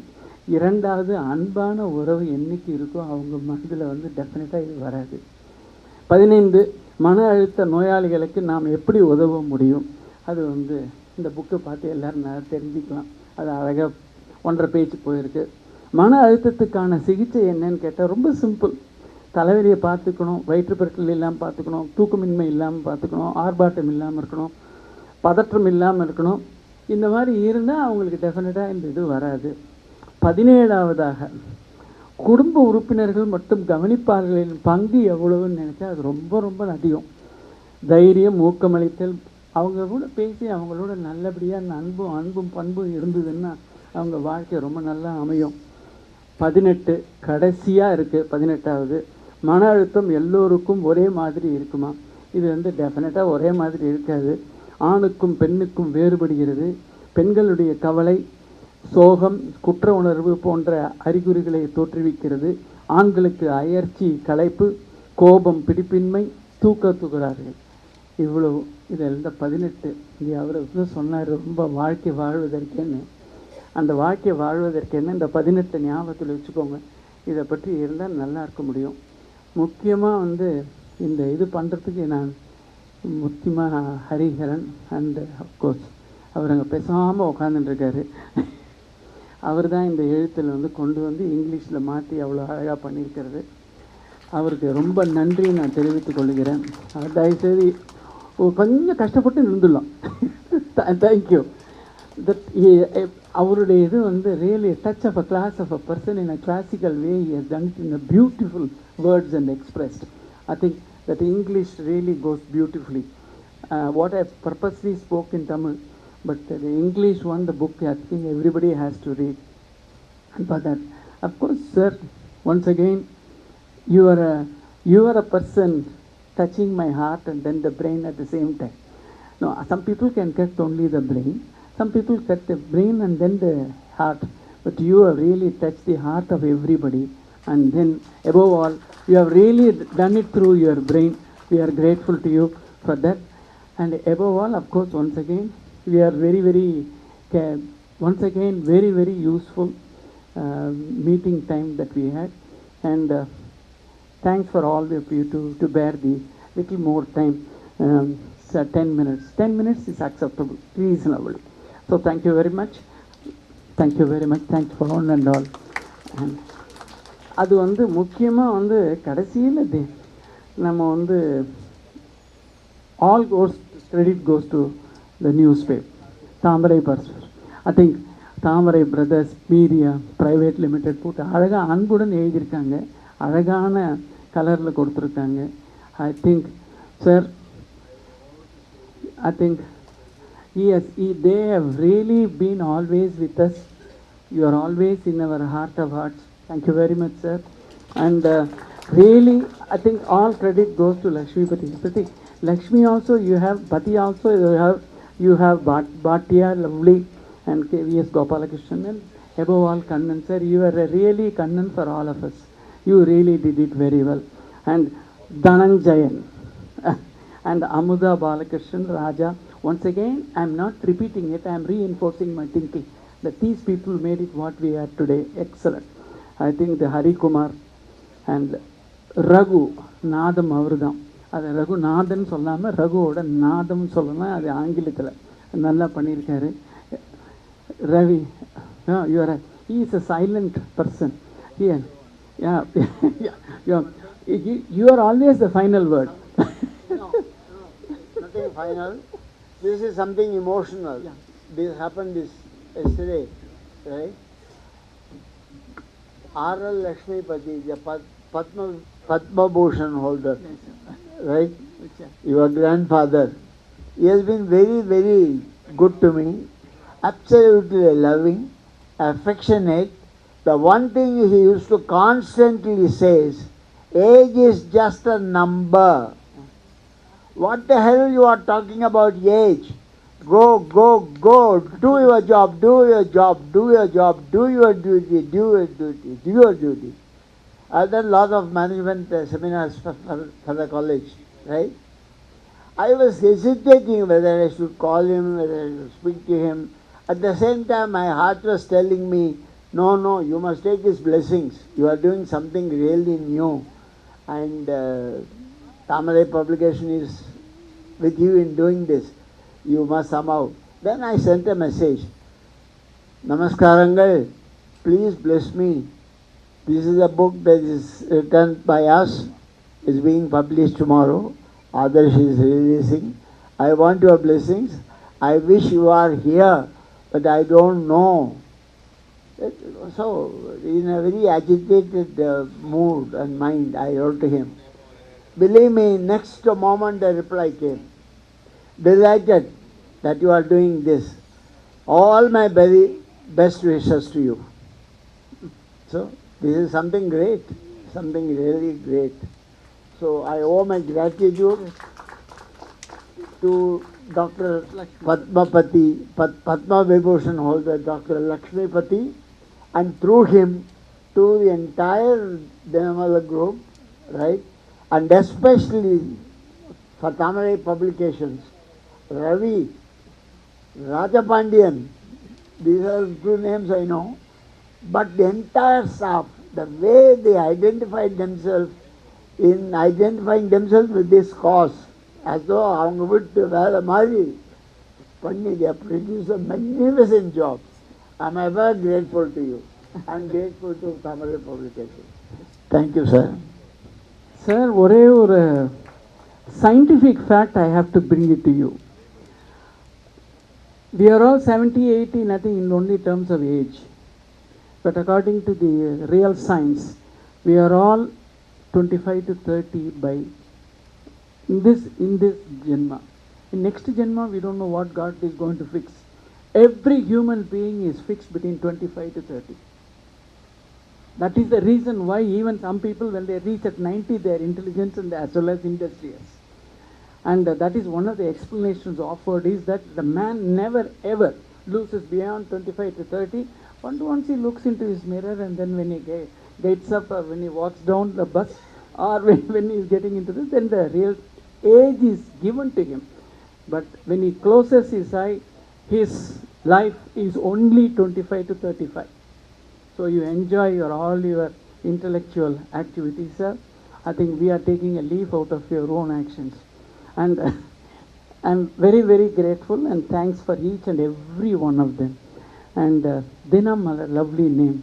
தினமும் மலர்கிறது அழகான வாசனை உள்ளன, அதுக்கேற்ற மாதிரி லக்ஷ்மி பதி, the real Lakshmi God is always there in your group, and it is going to bring you more and more really happiness to every one of us here. Sir, that is only a touch of the class where I wanted to say that Hindi, but I have started learning Hindi. Next time, after that, I will speak in Hindi with you, taking away the first statement from you. Thank you very much. So, thanks a lot for each and every one of you. Good day. Prepare பண்ணி நோட்டடிச்சு ரெடியாக வச்சிருந்தேன். But சபையை பார்த்து தான் நம்ம செயல்படணும் அப்படின்ற ஒரு நோக்கத்தில், ஒரு அன்புடன் உங்களுக்கு சீக்கிரமாக விடுதலை கொடுக்குற வகையில் என்னோட ஷார்ட் அண்ட் ஷார்ட்டாக இருக்கும். ஸ்வீட்டை பற்றி நீங்கள் தான் டிசைட் பண்ணணும். எல்லோருக்கும் நன்றின்னு சும்மா வார்த்தையால் சொல்லக்கூடாது. இங்கே எல்லா அல்லல்களை விட்டு, எல்லா நேரத்தை பார்க்காமல், சிரமத்தை பார்க்காமல் வந்திருக்கும் பெரியவர்கள், உங்கள் வீட்டு விஷயங்கள், அது டென்ஷனோ பிரச்சனையோ வாய்ப்போ எது இருந்தாலும் அதெல்லாம் திறந்து எங்களுக்காக நீங்கள் வந்திருக்கிறது.